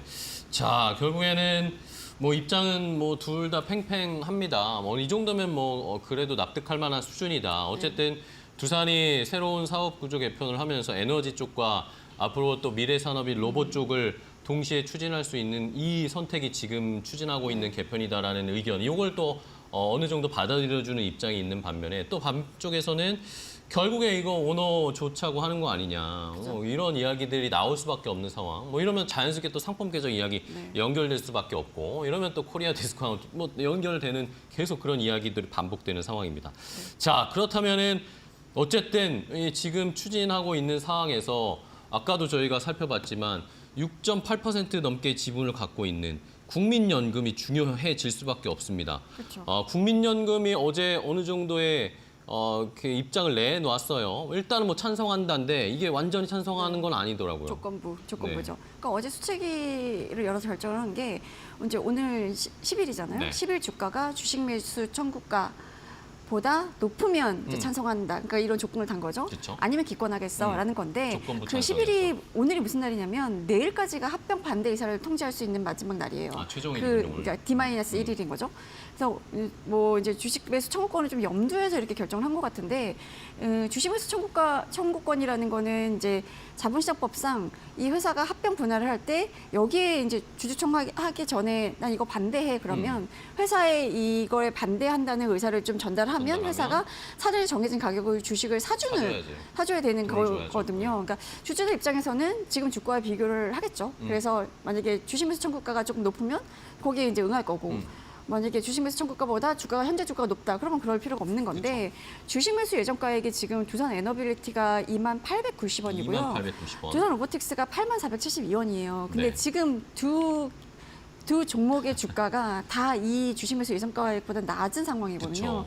그래도 오늘 두산 에너빌리티 같은 경우는 오전에 막 장부합이네. 떨어졌다가 네. 또 상승세로 반전했다가 뭐 잠깐 또 약법으로 돌아섰다가 왔다 갔다 하고 있긴 두산 한데 에너빌리티, 두산 로보틱스 주가 좀 볼까요? 네. 좀 두산 네. 로보틱스는 6% 정도 하락하고 있는 것 같고요. 그러니까 이게 지금 이런 상태에서는 주식 매수 청구권을 행사할 가능성이 높죠. 주주들이. 그러니까 국민연금도 사실 이렇게 결정한 거는 그냥 결국 시장의 판단에 맡기겠다라는 이제 뜻인 건데 주식 매수 청구가보다 시장 가격이 높다라는 거는 시장에서도 주주들이 이 M&A를 찬성한다. 난 이 동의한다는 거죠. M&A 네. 뭐 찬성일세 뭐 이런 거고 만약에 이제 주가가 좀 낮다라는 낮으면은 거면 나 이 이건 M&A 아닌 것 반대. 같다. 네. 그렇게 이제 보는 거기 때문에 약간 시장의 판단에 맡기겠다는 의지를 약간 이렇게 결정을 한 것 같고요. 사실 국민연금 입장에서도 주식 매수 청구권 행사할 수도 있는 거죠. 그러니까 오늘 종가를 보고 그렇죠. 종가 이제 만약에 뭐 2만 원을 못 넘는다 그러면 이제 주식 매수 청구를 이제 행사를 해서 좀 비싼 가격에 두산 그쵸. 에너빌스의 주식을 넘길 수도 있는 건데 뭐 어제 종가로 비교를 해봤을 때 오늘 20% 넘게 올라야 돼요. 사실 이 주식 매수 예정가를 이제 넘어서려면. 그러면 쉽지 그래서 않을 것 이제 같습니다. 시장에서는 네. 이런 정도면 사실상 국민연금이 기권했다고 볼 수 있는 거 아니냐라고 이제 어제 그래서 이제 좌초 이런 기사들이 좀 많이 나왔죠. 네. 자, 이러면서 오늘 뭐 저희가 말씀드린 것처럼 주식 매수 예정 가격보다 지금 낮아져 있는 상황이기 때문에 네. 만약에 그 상승분을 반영을 하면 20% 넘게 오늘 올라야 되는데 투산 로보틱스 지금 뭐 낙폭을 줄이고는 있는데 5%, 6% 하락세란 말입니다. 결국에 오늘 종가 기준으로는 그 가격을 넘어서기는 쉽지 않을 것 같습니다. 자, 그렇다면 오늘 뭐 주가 한 번 더 체크를 해볼까요? 뭐 주가가 떨어진 이유는 결국에는 이 탄핵 정국, 이 계엄 사태 때문인데 맞아요. 또 이게 엮여 있는 게 어쨌든 윤석열 정부가 뭐 강하게 추진했던 것이 원전 사업인데 맞아요. 이 두산 에너빌리티는 원전 이야기 나오면 제일 첫 번째 나오는 종목인데 맞아요. 이러니까 주가가 뭐 속된 말로 박살이 나버렸습니다. 네. 네. 그러니까 사실 타이밍이 별로 좋지는 않았어요. 네. 지금 두산그룹 입장에서는 이 탄핵 정국 그리고 이제 비상 계엄령 선포가 엄청 원망스러울 텐데 그쵸. 뭐 원전 수주 보면 또 뭐 체코 원전 수주 뭐 이런 것 때문에 하반기 원전 관련주들 많이 떴잖아요. 네. 근데 예상치 않았던 변수가 발생했던 거죠. 그러니까요. 사실 우리가 시장에서는 늘 이렇게 예상치 않았던 뭐 블랙스완 같은 것도 좀 감안하고 막 이래야 되는데 지금 이제 탄핵 정국으로 접어들면서 원자력 관련주가 급락했고 어제도 보면 뭐 두산 에너빌리티 뭐 3% 넘게 하락했고 그쵸. 두산 로보틱스도 6% 넘게 급락을 했는데 이게 두산 에너빌리티 주가를 보면 이제 지난달 19일만 해도 뭐 22,800원까지 올랐었거든요. 그러니까요. 그러니까 이런 가격이면 충분히 할수 주식 매수 있었어요. 청구도 이제 많이 안 들어올 거고 국민연금도 이제 찬성할 거라는 전제를 깔고 가면 해볼만 하다라고 네. 했을 텐데 뭐 비상계엄 선포한 그 직전인 이제 3일만 해도 2만 원이 넘었었거든요. 근데 지금 이제 비상계엄 선언한 그 다음날 2만 원 밑으로 떨어졌고 콩닥콩닥 지금 이제 했죠. 예. 17,000원대까지 밀린 거라서 뭘 탓해야 될지 잘 모르겠는데 두산그룹 입장에서는 이게 그룹사의 뭔가 절체절명에 뭔가 이렇게 과제라고 밀어붙였던 게 그러게요. 이런 변수로 좀 자초될 위기에 놓인 게 굉장히 안타까워할 것 같긴 네. 합니다. 자, 두산 그룹 입장에서는 뭐 지금 굉장히 좀 난처한 상황일 것 같아요. 와, 이게 이런 변수가 생길 줄은 뭐 두산 그룹 네. 쪽에서도 전혀 몰랐겠죠. 아무도 몰랐으니까요, 저희가. 자, 그러면 이제 두산이 어떻게 할지가 가장 궁금해합니다. 지금 일단은 분할 합병은 좀 지금 당장은 쉽지 않을 것 같단 말입니다. 12일에 임시주총도 안 그렇죠. 열린다는 이야기들도 좀 있거든요. 그러면은 이걸 일단은 뭐 정지시키고 다음 상황을 봐야 되는 건지 아니면 아예 백지화할 건지 이런 걸 좀 따져봐야 될 것 같습니다. 근데 뭐 지난번에도 7월에 처음에 이제 개편을 내놓고 그 다음에 뭐 반발이 일어나고 그 당국의 압박이 들어오니까 이제 일단 철회했다가 다시 이제 네네, 내서 그쵸. 제시를 한 다시 거잖아요. 준비해서. 근데 지금 이제 상황에서는 아마 이제 오늘 종가를 보고 오늘 아니면 내일 이사회를 열어서 이제 주총을 할 것인지 말지 것인지를 정할 텐데 이제 주총에서 이 합병안이 통과될 거냐? 네. 이것도 문제지만 만약에 통과가 되더라도 주식 매수 청구권이 너무 많이 들어오면 거기에 소요되는 그쵸. 자금도 감안을 해야 되잖아요. 돈을 내뱉어야 그렇죠. 되는데. 그래서 이제 증권신고서를 보면 두산 에너빌리티 같은 경우에는 이제 분할 합병에 반대하는 주주들이 청구한 그 주식 매수 청구권 거기에 이제 줘야 되는 금액이 6천억 원을 넘어서면 분할 합병 계약을 취소할 수 있다라고 되어 있어요. 그래요? 근데 이 6천억 원이라는 건 약간 상징적으로 두산 에너빌리티가 분할 합병에 성공하면 뭐 가스터빈 혹은 이제 소형 모듈 원자로 등에 투자하겠다고 약속한 금액이거든요. 근데 이 국민연금하고 소액주주가 행사하는 주식 매수 청구권이 전체 지분의 한 4.5% 정도 되면 6천억을 넘어서기 때문에 근데 여기 두산 에너빌리티 같은 경우는 아까 말씀드렸던 것처럼 두산과 특수관계인 지분이 30%대밖에 안 되고 30% 정도? 5% 이상 주요주들이 별로 없어요. 국민연금 정도인 거거든요. 그쵸. 그러면 소액주주들은 청구할 수밖에 없기 때문에 그쵸. 청구하는 네. 게 이제 합리적 의사결정인 거죠. 그쵸. 그러면 이제 6천억 원을 넘어설 가능성이 지금 이제 주가를 보면 가능성이 높네요. 거의 이제 100%라고 볼 수 있고 두산 로보틱스 같은 경우는 5천억 원을 넘어서면 취소할 수 있다고 되어 있어요.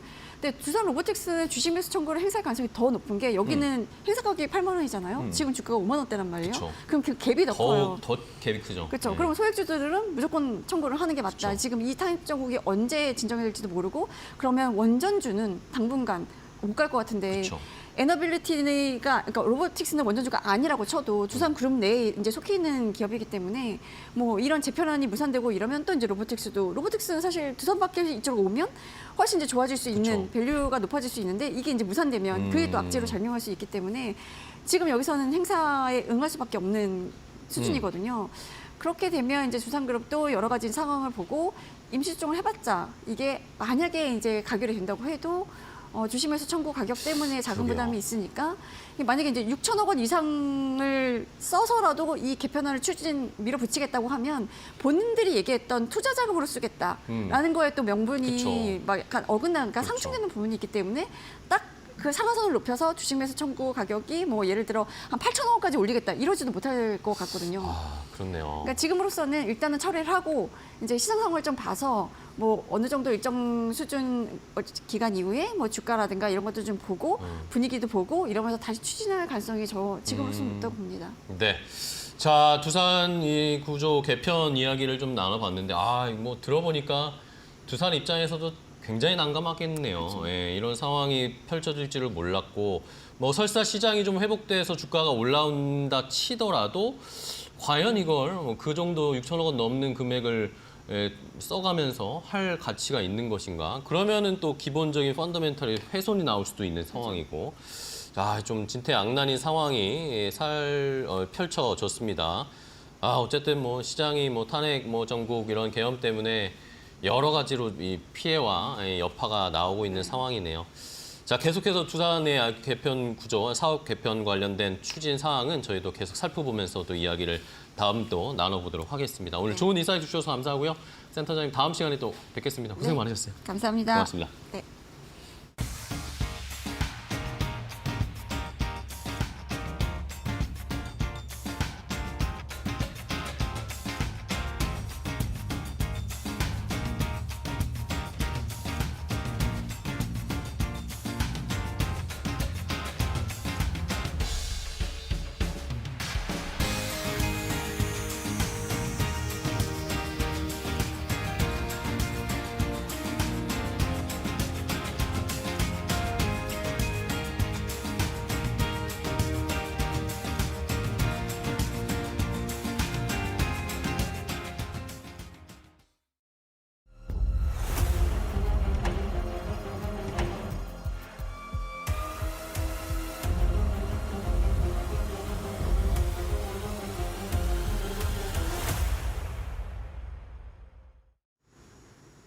안녕하세요. 매도코 신섭입니다. 오늘의 주제는 대한민국 증시 10년선 위탈 위기 직전 극적 반등세, 잠잠한 외인 매수, 우크라이나 재건 딥페이크 관련주 급등세입니다.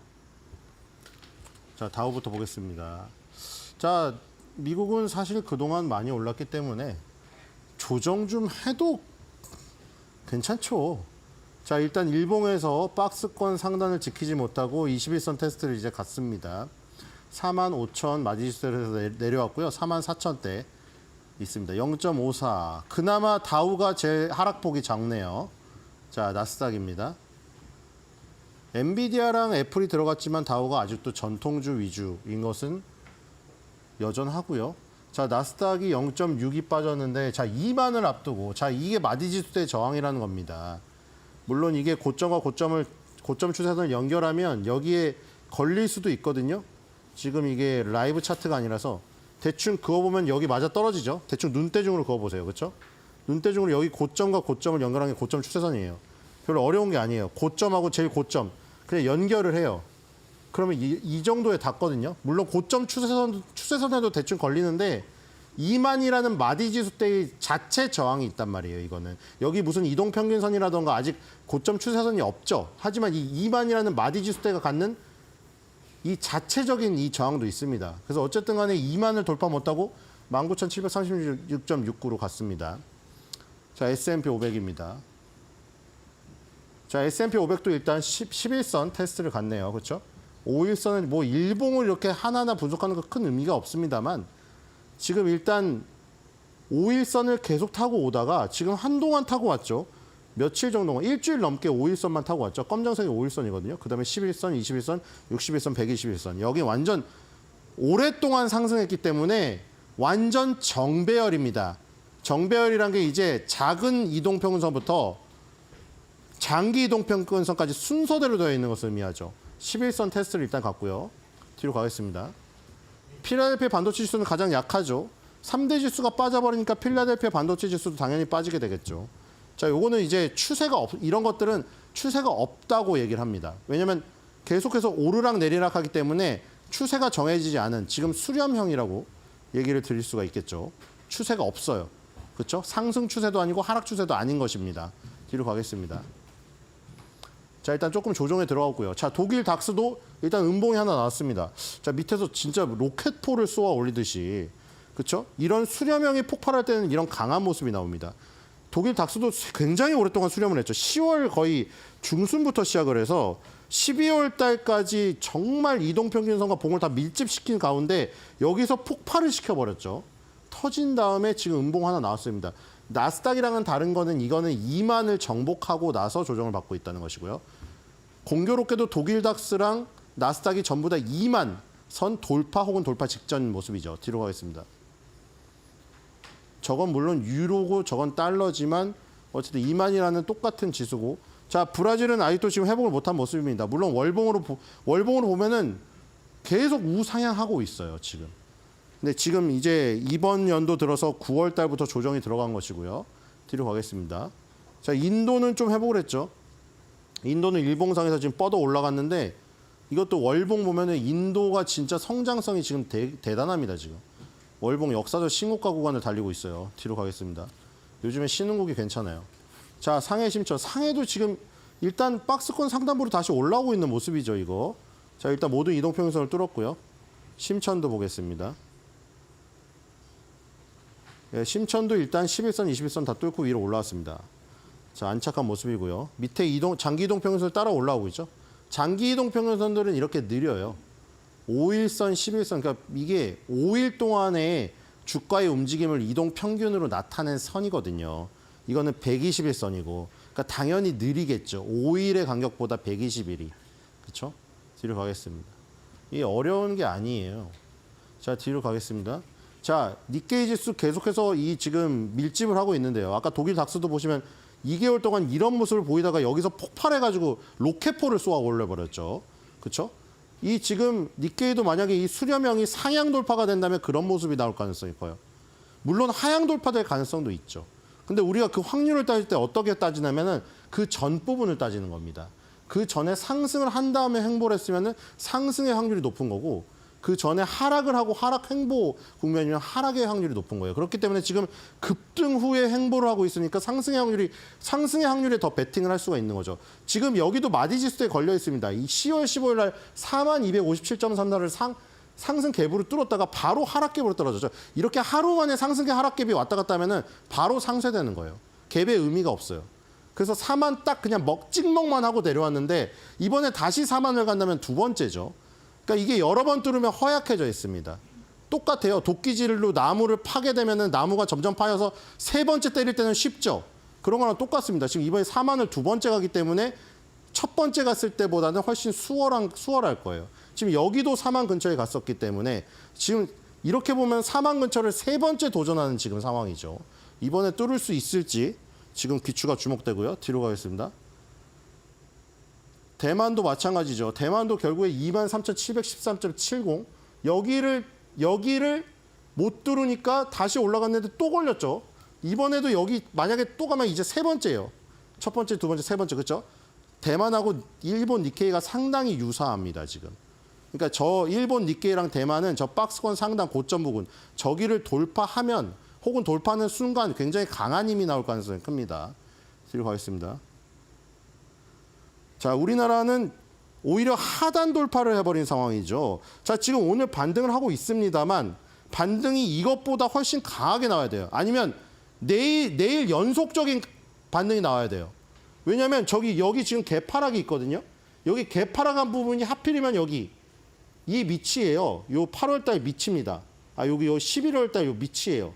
그래서 이 밑에서 못 올라오면 여기가 저항이 돼 버리거든요. 그래서 지금 이틀 혹은 오늘 후반부에라도 더 강한 상승이 나와서 일단은 이 저점 붕괴된 거를 다시 우리 편으로 만들 필요가 있다. 지금 굉장히 불리한 국면입니다. 뒤로 가겠습니다. 오늘 당장은 오르고 있지만 포인트가 더 상승을 많이 해 50포인트로 더 올라가긴 했었죠.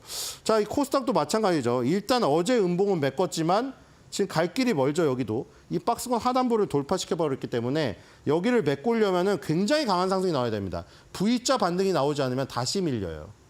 아주 불리한 국면입니다. 뒤로 가겠습니다. 자, 지금 세계 증시들은 다 정배열인데 우리나라만 역배열이죠, 지금.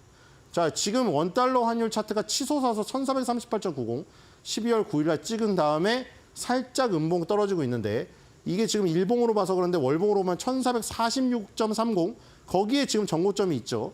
그 부분을 다시 지금 돌파를 시도한다면은 다시 한번 또 위기가 올 수가 있습니다, 지금. 항상 환율의 위기와 코스피의 위기는 같이 왔죠. 자, 뒤로 가겠습니다. 아직도 원달러 환율의 상승 차트는 꺾이지 않았다. 자, 뭐 유가는 그대로입니다. 뒤로 가겠습니다. 유가는 지지부진하죠. 자, 그리고 외국인이 붙지 않고 있습니다. 자, 개인 투자자가 어저께 뭐 계속 느낀 건데 지난주랑 이제 애증을 못 견뎌가지고 정말 애증을 갖고 있는 사람들마저 나가는 느낌이 들었어요. 그렇죠? 왜냐하면 견디다 못해서 정말 포기하고 싶어서 나가는 그런 기분이 들었거든요. 지금 오늘도 지금 이런 식이고 지금 코스닥은 일단 많이 사고 있네요. 근데 문제는 지금 외국인이 거래소가 붙지 않고 있다는 것이죠. 그리고 기관 투자자가 뭐 1970억 들어오지만 다 금융 투자네요. 뒤로 가겠습니다. 자, 그리고 지금 외국인이 1,000억 원을 12월 9일 날 샀지만 오늘은 굉장히 초반에 약한 모습이고 자, 이 모습이죠. 분노의 매도 같아요. 그렇죠? 이거 분노의 매도 같지 않습니까? 6천억, 9천억을 팔았는데 이건 정말 견디다 못해서 정말 이거 그래도 아무리 미워도 우리나라 증시니까 버텨보자 하다가 정말로 마지막 있죠. 마지막 정말 한 톨 남은 그 어떤 애증마저 버려버린 듯한 느낌이 들더라고요, 저는. 오늘도 그 부분이 이어지고 있어요, 일단. 뒤로 가겠습니다. 자, 지금 조정을 다 받았는데 애플은 또 올랐죠. 자, 엔비디아가 떨어지는 사이에 애플이 또 오르면서 시가총액 차이를 또 벌렸습니다. 이 3인방의 이 싸움들, 그렇죠? 엔비디아랑 마이크로소프트가 붙었고 애플은 또 위로 떴네요. 자, 애플이 아무리 워렌 버핏이 무슨 팔고 비중 조정을 하더라도 혼자 계속 잘 가고 있어요. 자, 뒤로 가겠습니다.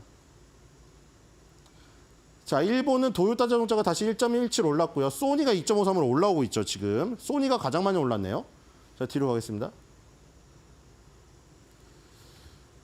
자, 일라이릴리 특징 좀 하나 볼게요. 일라이릴리가 계속 잘 나가다가 이 부분이죠.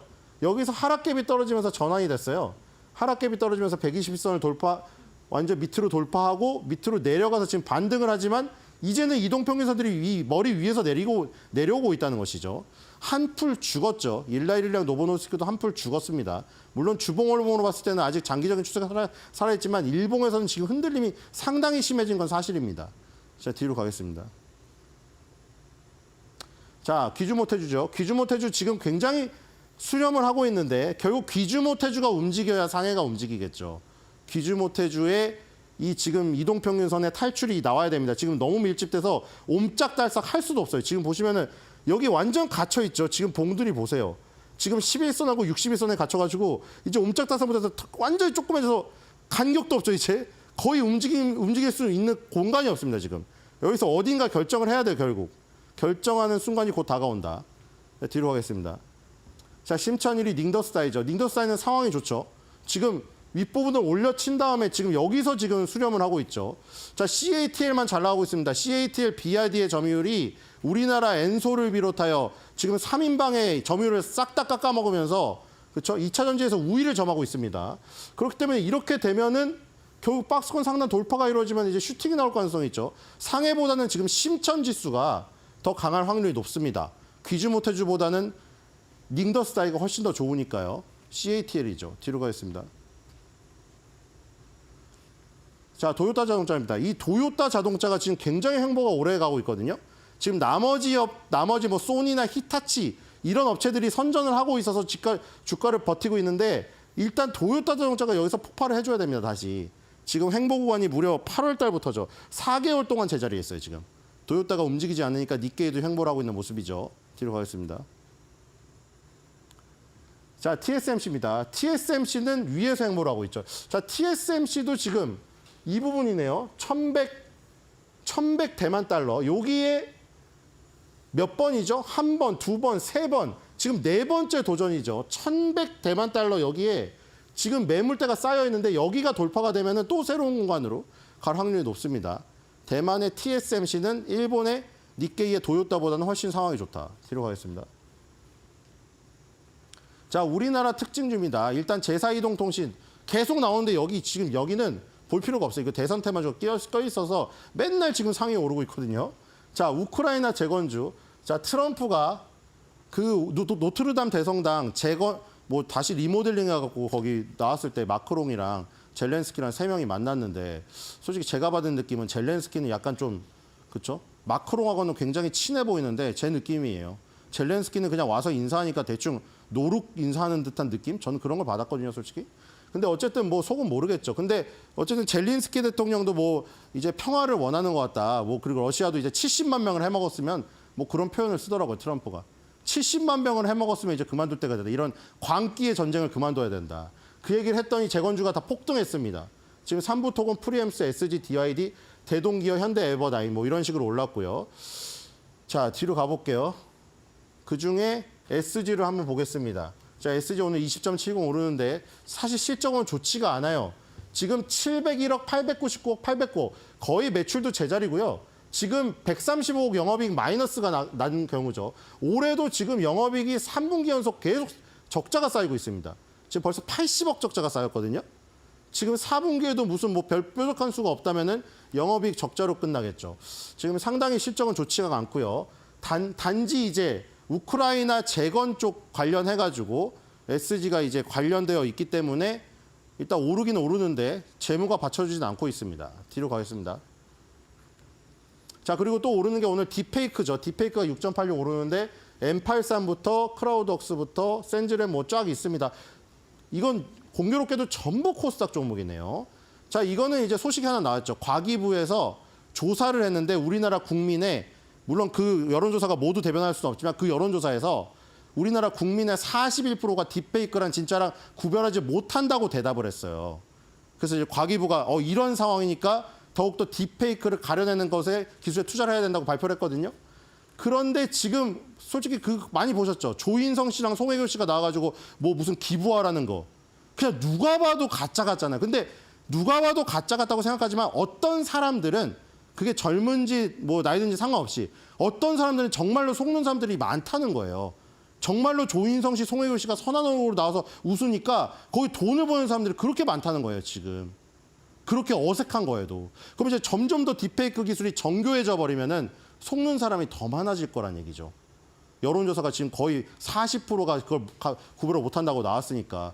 그래서 그런 관련주들인데 이제 가장 많이 오르는 거는 M83입니다. M83을 한번 보죠.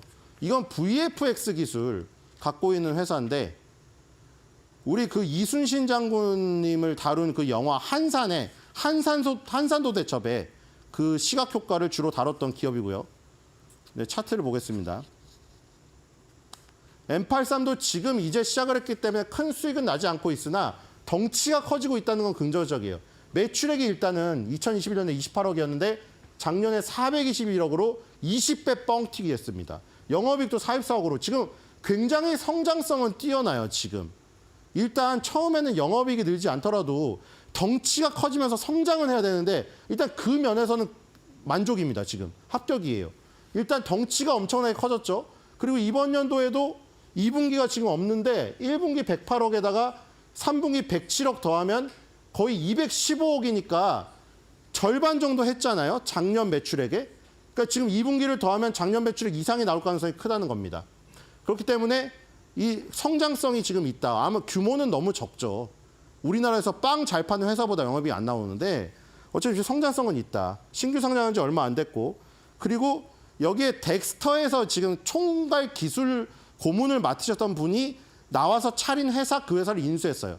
근데 거기 누가 있냐면 뭐 수학 공부하신 분, 물리학 공부하신 분, 무슨 과학 공부하신 분들이 다 모여 있어요. 왜냐하면 한산도 대첩 그 장면에서도 보시면은 물이 부딪혀서 물이 부서지면서 물방울이 터지고 이런 장면들 있죠. 그건 정말 수학 물리학으로 다 계산해야 됩니다. 그게 무슨 영화판에서 놀던 사람들이 하는 게 아니에요. 그러니까 그런 연구 기술을 하시는 분들을 다 모아놨다. 그렇기 때문에 이런 기술력으로 오히려 반대로 화이트 해커식으로 딥페이크를 가리는 기술 쪽으로도 이 변형시킬 포텐이 있다는 거. 그래서 오늘 딥페이크 관련주까지 오르고 있습니다. 자, 그래서 뭐 아까 송혜교 씨, 조인성 씨 얘기했지만 지금 그거 말고도 유명 인사들 많잖아요. 유명 인사들이 나와가지고 맨날 투자하라고 해서 엄청 돈을 보낸대요. 그게 정말 가짜 같은데 가짜 같지 않다고 생각하는 사람들이 그렇게 많나 봐요. 그래서 전 차라리 그런 거 말고 지금의 이 현실 있잖아요. 한 일주일도 안 됐죠. 일주일간에 벌어진 이 현실. 우리 주식시장 엄청나게 피해봤잖아요. 저는 이 주식시장 폭락이 딥페이크였으면 좋겠다는 희망이 있습니다.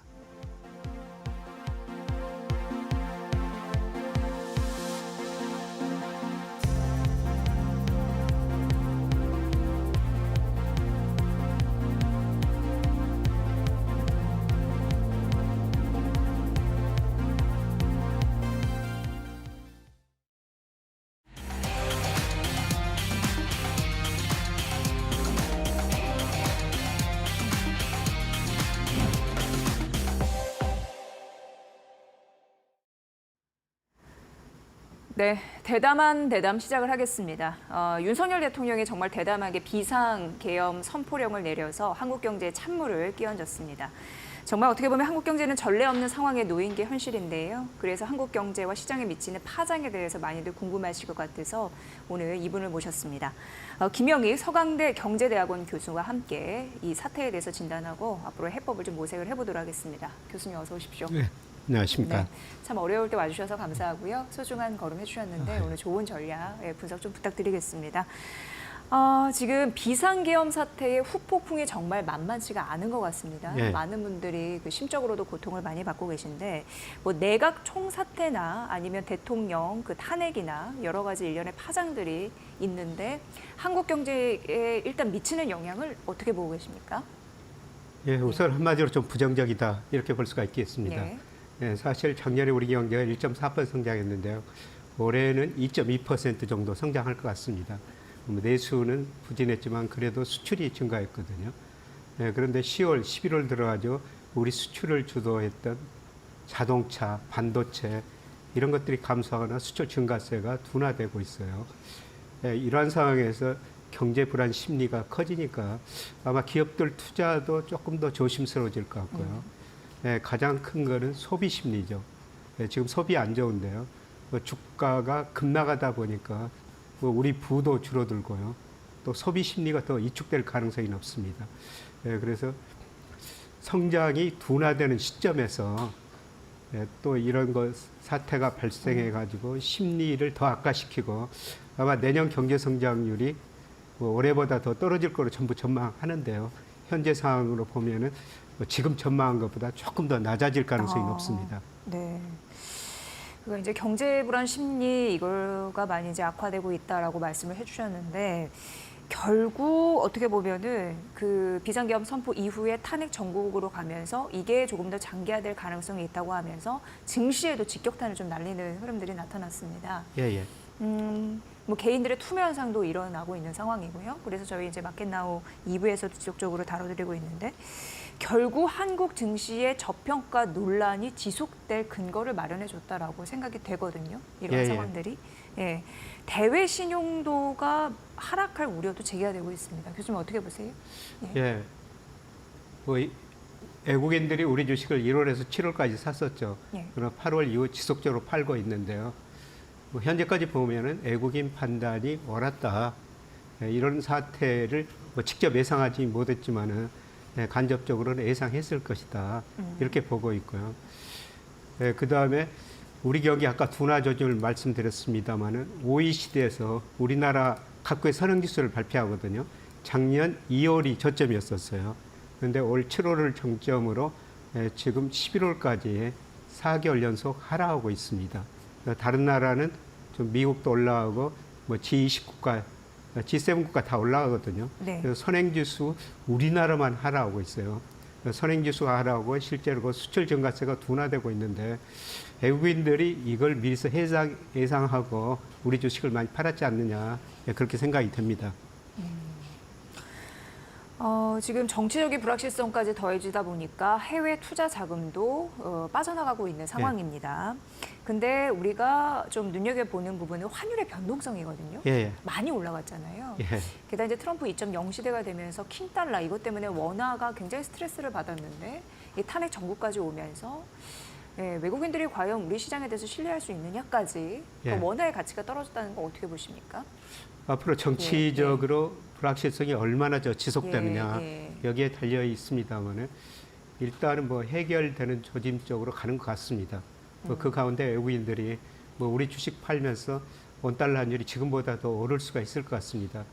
그러나 원달러 환율이 뭐 1,450원 뭐 이 근처까지는 저도 갈 수 있다고 생각하는데요. 네. 그러나 환율을 결정하는 여러 가지 요인을 보면은 거의 그 고점 무렵에 아 있지 않느냐 그렇게 생각합니다. 우리 환율을 결정하는 게 미 달러 지수고요. 그 다음에 한미 근립차, 중국의 이안 달러 환율, 경상수지 이런 것들이에요. 근데 달러 지수가 최근에 뭐 트럼프 트레이드라 가지고 103에서 달러 인덱스가 107까지 올라갔죠. 근데 현재는 106 안팎에서 움직이고 있는데요. 저는 미국의 대내 불균형 심화, 전 세계 중앙은행의 달러 보유 비중 축소, 그리고 내년에 미국 경제 성장을 둔화 이런 걸 고려하면요. 달러 인덱스가 여기서 더 이상 올라가기는 힘들어 보입니다. 그래서 달러 인덱스가 107에서 다시 하락할 가능성이 높다. 그렇게 되면은 우리 환율은 미 달러로 결정되니까요. 달러 인덱스가 하락하면은 우리 환율 떨어질 가능성이 높죠. 그리고 우리 경상수지 올해 한 900억 달러 정도 흑자날 가능성이 높습니다. 물론 우리 경상수지 흑자가 해외 직접 투자나 증권 투자로 거의 다 나가고 있습니다만은 그래도 경상수지 흑자는 달러 공급 요인이거든요. 이런 걸 볼 때 저는 뭐 앞으로 정치적 불확실성이 얼마나 어떻게 더 지속될지 이거는 제가 판단할 수 없습니다만은 뭐 그런 거를 지금 환율이 많이 반영했지 않느냐. 그래서 약간 더 올라갈 가능성이 있습니다만은 시간을 두고 천천히 원화 가치가 서서히 올라가는 이런 국면으로 전개되지 않을까 그렇게 보고 있습니다. 네. 증권사 예를 들어서 NH투자증권 같은 경우에도 달러원 환율의 그 상단을 말씀해 주셨다시피 1,450원까지는 열어놨더라고요. 근데 당분간은 원화 가치가 조금 더 추가적으로 하락할 가능성은 있으나 중장기적으로 봤을 때는 달러가 어쨌든 고공행진은 멈출 것이다. 그렇습니다. 게다가 우리나라의 경상수지, 흑자 이런 부분으로 봤을 때 떨어진 원화의 가치는 조금 반등할 가능성이 있다. 그렇습니다. 이렇게 좀 정리를 해볼까요? 예. 참고를 해보시면 될 것 같고요. 저희가 지속적으로 환율과 외국인 투자자들의 자금 이탈 이런 부분을 말씀드리는 게 굉장히 밀접하게 관련이 되어 있어서라는 걸 다시 한번 좀 말씀드리도록 하겠습니다. 지금 국내 주식시장에 대한 신뢰 측면에서 말씀드리는 부분이 있는데 밸류업. 사실 연초 들어서도 그렇고 정부가 굉장히 강력한 드라이브를 걸면서 기업들이나 여러 가지 부분을 건드렸습니다. 그래서 이들도 마음을 냈고 그래서 사실 그 주주 환원 정책을 좀 냈었습니다. 근데 현재 결과로 봤을 땐 별 효과가 없다. 이런 결과치상으로 주가나 종목의 그 값어치를 봤을 때 어떻게 보십니까? 지금 또 마침 또 전국 혼란이 장기화될 것으로 예상이 돼서요. 아마 주가가 상승 국면이라면 밸류 효과가 또 많이 나타났을 거예요. 그런데 전체적으로 주가가 추세적으로 하락하다 보니까 그 효과가 별로 없었을 것 같습니다. 그러나 저는 뭐 당장 나타나는 게 아니라 그게 시차를 두고 나타나거든요. 일본이 한 10년 전부터 그래 해가지고 작년부터 효과가 많이 나타났다고 그러지 않습니까? 그런데 일본 주가도 사실 밸류 효과보다는 일본의 명목 GDP가 물가가 오르다 보니까 명목 GDP가 급등했었어요.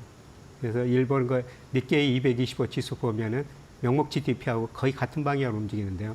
일본 주가가 많이 오른 건 밸류업 뭐 그런 미시적인 측면도 있지만은 거시경제가 좋았다는 것입니다. 네, 그런데 우리는 지금 거시경제가 상반기에는 좋았다가 수출 중심으로 하반기에 둔화되니까 주가가 그걸 반영하여 추세적으로 하락하는 과정에서 밸류 효과가 별로 없었던 것 같습니다.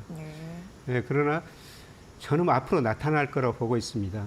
사실 우리가 그 밸류업 이런 이야기를 하는 거는 우리 그 주주 환원율이 세계에서 제일 낮았지 않습니까? 네, 지난 10년 동안 우리 주주 환원율이 평균 28%였습니다.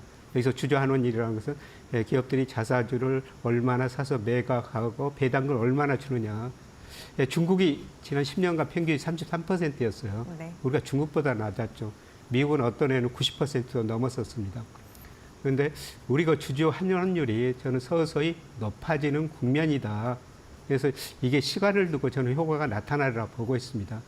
그리고 가장 중요한 거는 제가 보기에는 우리 주가가 물론 우리 경제 정상 둔화되고 수출 증가되고 있습니다만은 그거에 비해서도 지나치게 저평가됐다는 거죠. 제가 코스피를 명목 GDP 장기적으로 명목 GDP와 코스피와 같이 하거든요. 그거로 보면 현재 한 25%, 그 다음에 통화지표를 나타내는 대표적인 지표 M2, 강의통화, 이거에 비해서 한 16% 저평가됐어요. 그래서 이런 게 저평가됐기 때문에 이런 거 밸류, 이런 정책들이 저는 시간을 두고 나타나리라고 보고 있습니다. 단지 우리 기대가 너무 빠른 거 아니냐, 이런 정책했다고 금방 그 주가가 오르는 건 아니거든요. 아마 시차를 두면서 거시경제 여건이 조금 안정되고 정치적 불확실성 좀 해소되면은 나타나리라고 보고 있습니다.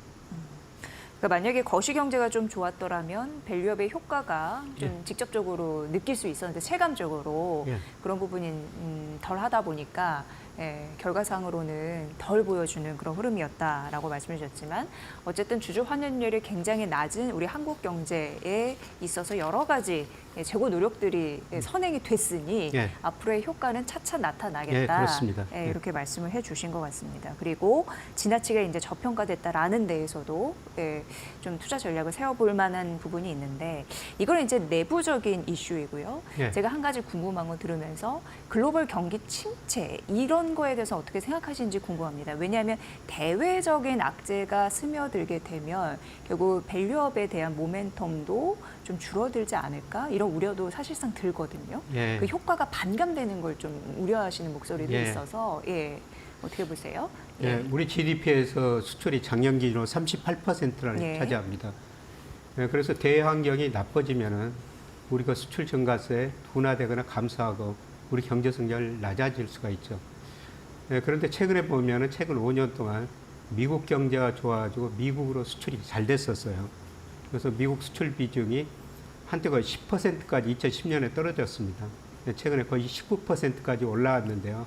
그런데 10월, 11월 수출입 통계에 보면은 미국의 수출이 감소세로 전환됐습니다. 그 내용을 보면은 우리가 자동차 수출 중 절반 이상이 미국으로 가거든요. 그동안 미국 사람들이 소비를 너무 많이 해가지고 쓸 돈들이 상대적으로 줄어들고 있어요. 그래서 내구재 중심은 아마 소비를 줄이고 있는 것 같습니다. 그런데 최근 수출 통계에 보면요. 중국 비중이 늘어나고 있어요.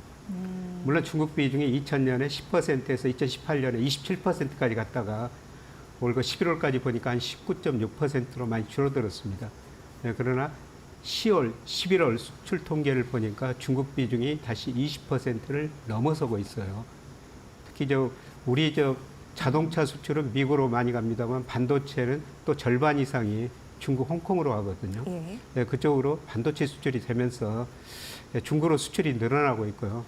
그다음에 신흥시장, 아세안, 인도 이쪽으로는 장기적으로 우리 수출 증가세가 계속 늘어나기 때문에 미국으로 수출이 11월부터 감소하고 앞으로도 감소할 것 같습니다.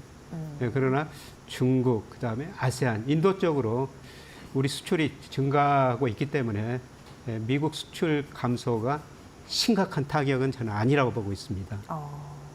근데 이제 미중 패권 전쟁이 굉장히 심화될 것으로 트럼프 2.0 시대는 예상이 되는데 중국 쪽으로 수출 비중을 확대하는 것에 대해서 우리가 눈치를 보게 될 가능성도 크다고 보거든요. 예, 그거 아마 괜찮을까요? 눈치를 봐야 되겠죠. 예, 예. 뭐 최근에 또 미국이 HBM 중국으로 수출하지 말라 예. 그랬는데요.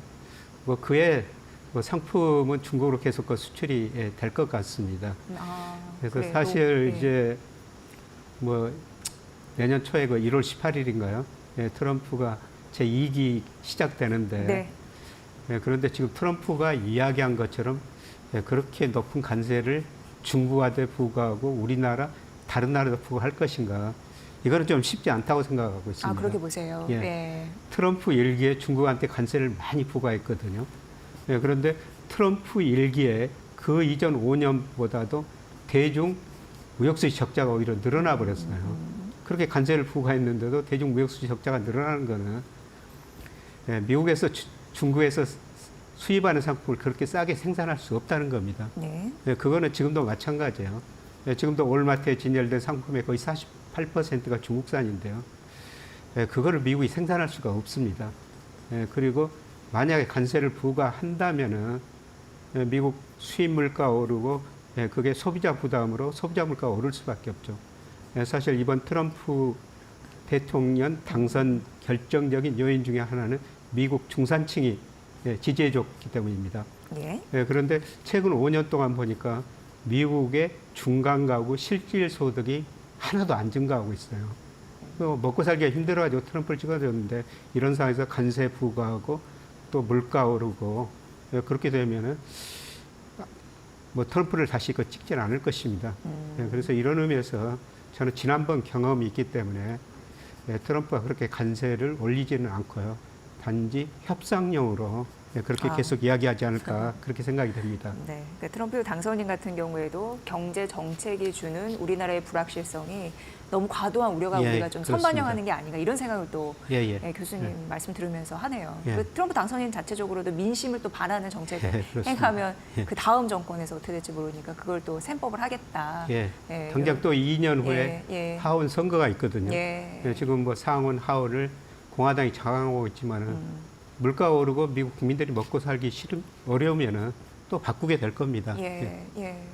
그 지나친 우려는 좀 제한적으로 해야 할 가능성 이런 부분도 염두에 두시면 될 것 같고요. 어쨌든 우리는 지속적으로 기업 가치를 올리는 방법을 좀 강구해야 되지 않을까 싶습니다. M&A나 선제적인 투자나 뭐 연구 개발이나 시설 확장이나 이런 부분이 필요하다는 근본적인 목소리 있으니까 참고해 보시면 될 것 같고요. 자, 우리나라 미래 성장 동력을 이끌어갈 업종 찾기 굉장히 중요한데 결과적으로 봤을 때 이익을 내는 종목을 또 찾는 게 중요합니다. 그런데 지금 우려하는 거는 결국 기업 이익을 잘 낼 수 있을까 이거든요. 그런 업종은 어디에 있다고 보세요? 우선 반도체 업종은 뭐 지금 성장하다가 좀 둔화되고 있는데요. 네. 뭐 예를 들어서 반도체 수출 금액이 지난 9월에 136억 달러까지 갔다가 최근에 11월 보니까 125억 달러로 줄어들었더라고요. 그런데 저는 뭐 과거처럼 완전히 반도체 경기가 꺾인 건 아니고요. 아마 내년 1월쯤 수출 금액이 저점을 치고 뭐 급격한 증가세는 아니지만은 반도체 경기 다시 좋아지리라고 보고 있습니다. 그래서 뭐 전 세계적으로 AI가 이게 뭐 시작 단계거든요. 이게 전 세계적으로 확산되면서 반도체 수요 많이 늘어나리라고 보고 있습니다. 반도체는 뭐 우리가 D램 분야에서는 경쟁력 가지고 있고요. 뭐 중국이 따라오고 있습니다만은 뭐 제가 반도체 전문가들 현장에 있는 분들한테 물어보니까 상당한 기술 격차가 상당 기간 존재할 것이다. 그래서 반도체 다시 성장할 거라고 보고 있고요. 그 다음에 우리가 코로나를 거치면서 전 세계 우리 국민들도 건강하게 오래 살자. 그거 아닙니까? 이런 의미에서 저는 바이오 헬스케어 이거는 지속적으로 성장 산업이라고 보고 있습니다. 최근 우리나라 수출 통계 보니까 이쪽으로 수출도 늘어나고 있습니다.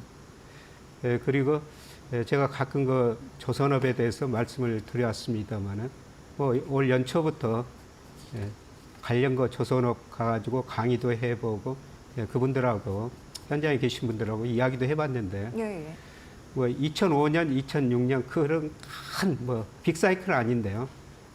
빅사이클은 아니더라도 앞으로 몇 년은 좋아질 것 같습니다.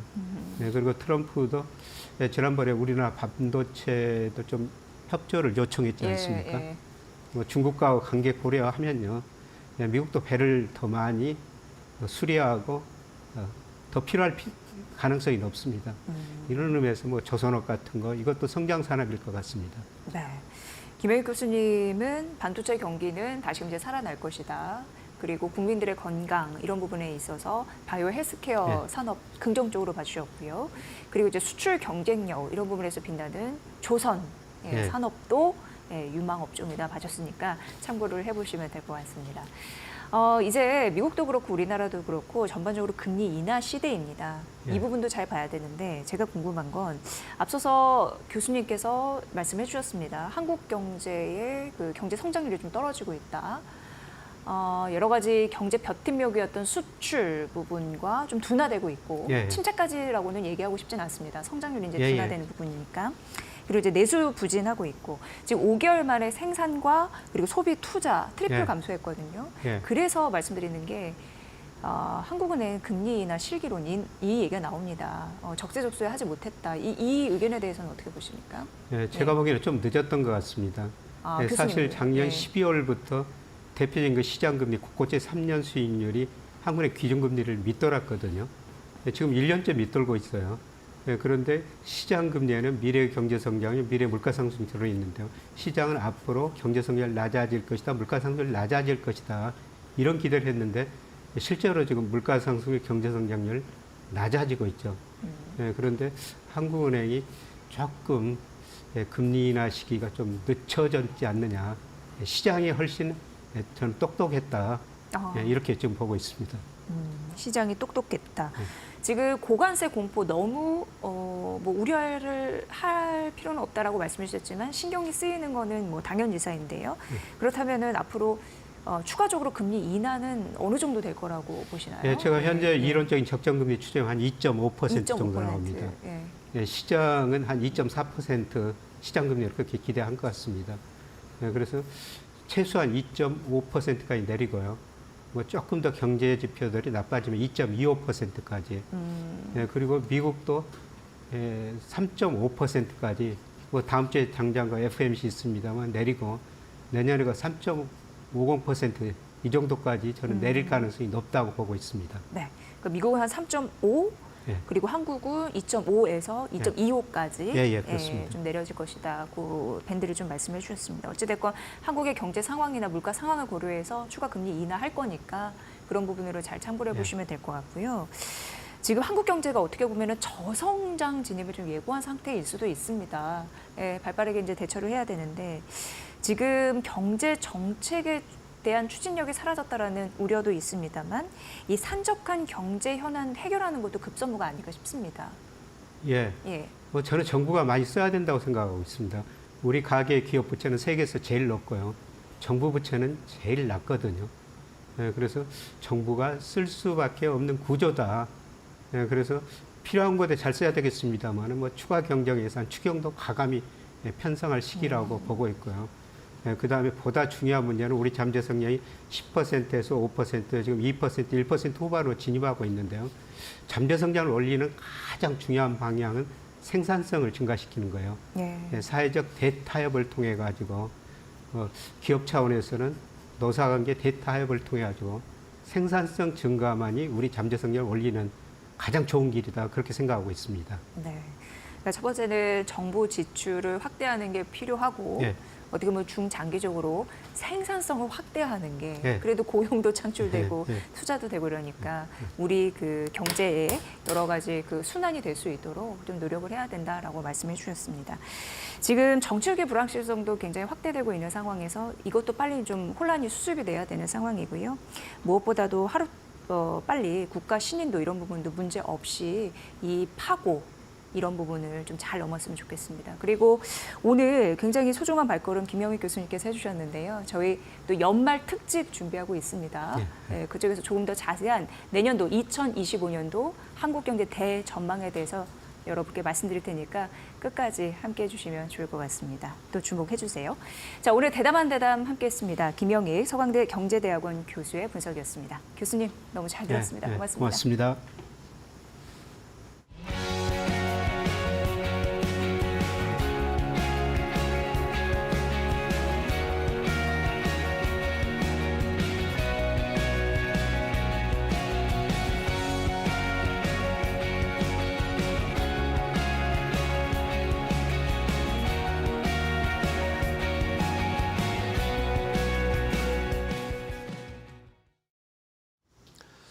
자, 시장이 오늘 반등하고 있습니다. 어제의 급락 이후에 반발 매수에나 시장에 대한 시각들이 약간씩 변하고 있는 걸 느끼는데요.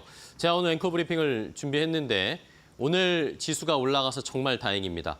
계엄 탄핵 정국에 완전 무너진 우리 시장이지만 저는 그래도 우리 시장에 희망이 있다라고 생각을 해서 오늘 앵커 브리핑을 준비를 해봤습니다. 자, 첫 번째 페이지부터 좀 체크를 해보면 일단은 저는 어제 시장이 많이 빠질 때 뭐 원달러 환율도 보고 시장의 지수도 봤지만 수급을 좀 집중적으로 살펴봤습니다.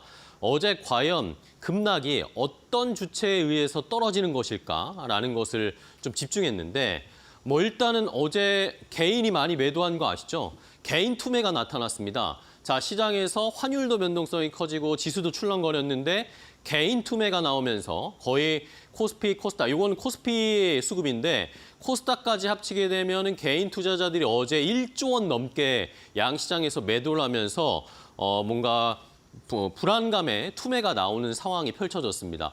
지난 금요일에도 매도를 했고 어제도 그랬고 오늘도 역시 개인들의 매도가 좀 이어지고 있습니다. 그런데 외국인은 어제 순매수, 코스피에서 순매수했고 코스닥에서도 순매수했고 선물시장에서도 매수했습니다. 그런데 오늘도 선물시장에서 외국인이 그리고 코스닥 시장에서 순매수를 하고 있습니다. 외국인은 우리 시장 이제는 어느 정도 저점으로 왔다라는 걸 느끼는 건 아닐까라는 생각도 들었습니다. 기관은 그런데 이 계엄 사태 이후에 계속 매수하고 있거든요. 물론 금융투자 단기적인 기관의 수급도 들어오지만 연기금의 수급도 지금 보시는 것처럼 계속 들어오고 있습니다. 자, 그러면 어제 뭐 전반적인 일단은 수급 상황을 봤을 때 외국인들은 일단은 우리 시장의 하락은 어느 정도 멈출 거라는 생각을 가지고 있는 것 같고 연기금이 시장의 밑단을 좀 방어하고 있는 것 같고요. 개인 투자자들의 투매가 나오면서 하 지수가 빠진 겁니다. 자, 그런데 이게 뭐 역사적으로 봤을 때 우리 시장에서 개인 투매가 나오잖아요. 그러면 시장에서는 저점이라는 인식들이 좀 있었습니다. 물론 요즘 개인 투자자들이 워낙 스마트해지셨지만 이것은 우리가 좀 살펴봐야 된다라는 겁니다. 자, 그러면서 우리 시장은 저점까지 내려왔습니다. 자, 제가 지금 코스피 차트를 굉장히 길게 쫙 펼쳐봤습니다. 월봉이고요. 지난 2008년 때부터 최근까지의 지수 상황을 딱 보시면요. 자, 지금 우리 시장의 PBR이 0.88배 수준입니다. 0.81배 정도 수준이거든요. 굉장히 저점이라는 겁니다. 우리가 0.81 정도 코스피가 왔을 때는 그래도 계속 반등이 나오는 모습이 나타났습니다. 2008년 금융위기 때에도 이 저항선은 지켜주는 모습이었고 코로나 때는 물론 예외적으로 많이 쭉 빠졌지만 그 다음에도 어쨌든 이 지지선을 지켜주고 있거든요. 근데 딱 어제 여기를 터치하고 오늘 올라갑니다. 그런 걸 봤을 때 지금 PBR적으로나 전반적으로 저점에 있는 것이 아닌가 외국인들이 이러면서 시장을 바꾸려는 의도도 있지 않을까 생각이 듭니다. 자, 그리고 지금 해외 쪽에서 우리 시장을 한국을 보는 시각도 중요한데 물론 안 좋은 이야기 너무나 많습니다. 우리 시장의 경제의 펀더멘털이나 신임도가 떨어졌다 이런 이야기 나오지만 수치로 봐야 되겠죠. 말뿐이 아니라 수치를 봐야 됩니다. 한국의 대외 신인도를 나타내는 이 5년물 신용 부도 스와프 CDS 프리미엄을 보면요. 자, 지금 CDS 프리미엄 수치가 그렇게 높지가 않습니다. 생각했던 것보다 우리가 그 전에 뭐 다른 이슈들이 있을 때보다 훨씬 CDS 프리미엄이 낮은 상황입니다. 그렇게까지 우리 시장을 위험하게 보지는 않는다. 한국 신인도가 지금 그 정도까지는 아니다라고 저는 희망 회로를 돌려보고 싶습니다. 자, 그리고 마지막으로 시장에서 어제도 제가 이 표를 보여드렸는데 탄핵 결국에는 지금 시장은 탄핵 정권은 바뀔 것이란 예상이 들고 있고 윤석열 대통령이 더 이상 집권하면서 국정을 운영할 수 없다는 것들은 다 받아들이고 있는 상황입니다. 그렇기 때문에 시장에서는 탄핵 이후에 오히려 이런 것들의 확실성, 불확실성이 해소되고 나면 지수가 올라간다라는 것을 생각해 봤을 때 탄핵 정국의 진정 효과, 그리고 과거에 박근혜 대통령이 탄핵됐을 때 그때 때마침 트럼프 대통령이 미국에서 취임하면서 뭐 세제 혜택이라든지 세법 개정이라든지 이런 걸 하면서 지수를 꽉 끌어올리면서 우리도 영향을 받았습니다. 그런데 공교롭게도 이번에도 트럼프 당선인이 2기 또 이때 마침 취임하면서 여러 가지 세제 혜택이라든지 경기 부양과 관련된 정책들을 펼칠 것으로 보입니다. 그런 것들이 좀 긍정적인 영향을 줬으면 하는 바람을 가지고 있습니다. 자, 우리 시장 어제 너무나 큰 충격적인 개인 투매가 나왔습니다. 하지만 우리 시장 그렇게 약하지 않고요. 우리나라 그렇게 약하지 않습니다. 우리나라 증시 떠나지 말아주시고요. 같이 지켜주셨으면 좋겠습니다. 앵커 브리핑이었습니다. 네, 어제 낙폭을 상당 부분 되돌리고 있는 우리 시장입니다. 확실히 이제 저가 매수에는 유입이 되고 있는 모습인데요. 무엇보다도 말씀드렸다시피 개인 투자자들의 마음을 얻는 국장이 되길 바랍니다. 네. 자, 저희 마켓나와 1부, 2부로 오전장 정리해드렸습니다. 저희는 또 내일 더 좋은 정보 가지고 찾아뵙도록 하겠습니다. 시청해주신 여러분 고맙습니다. 고맙습니다.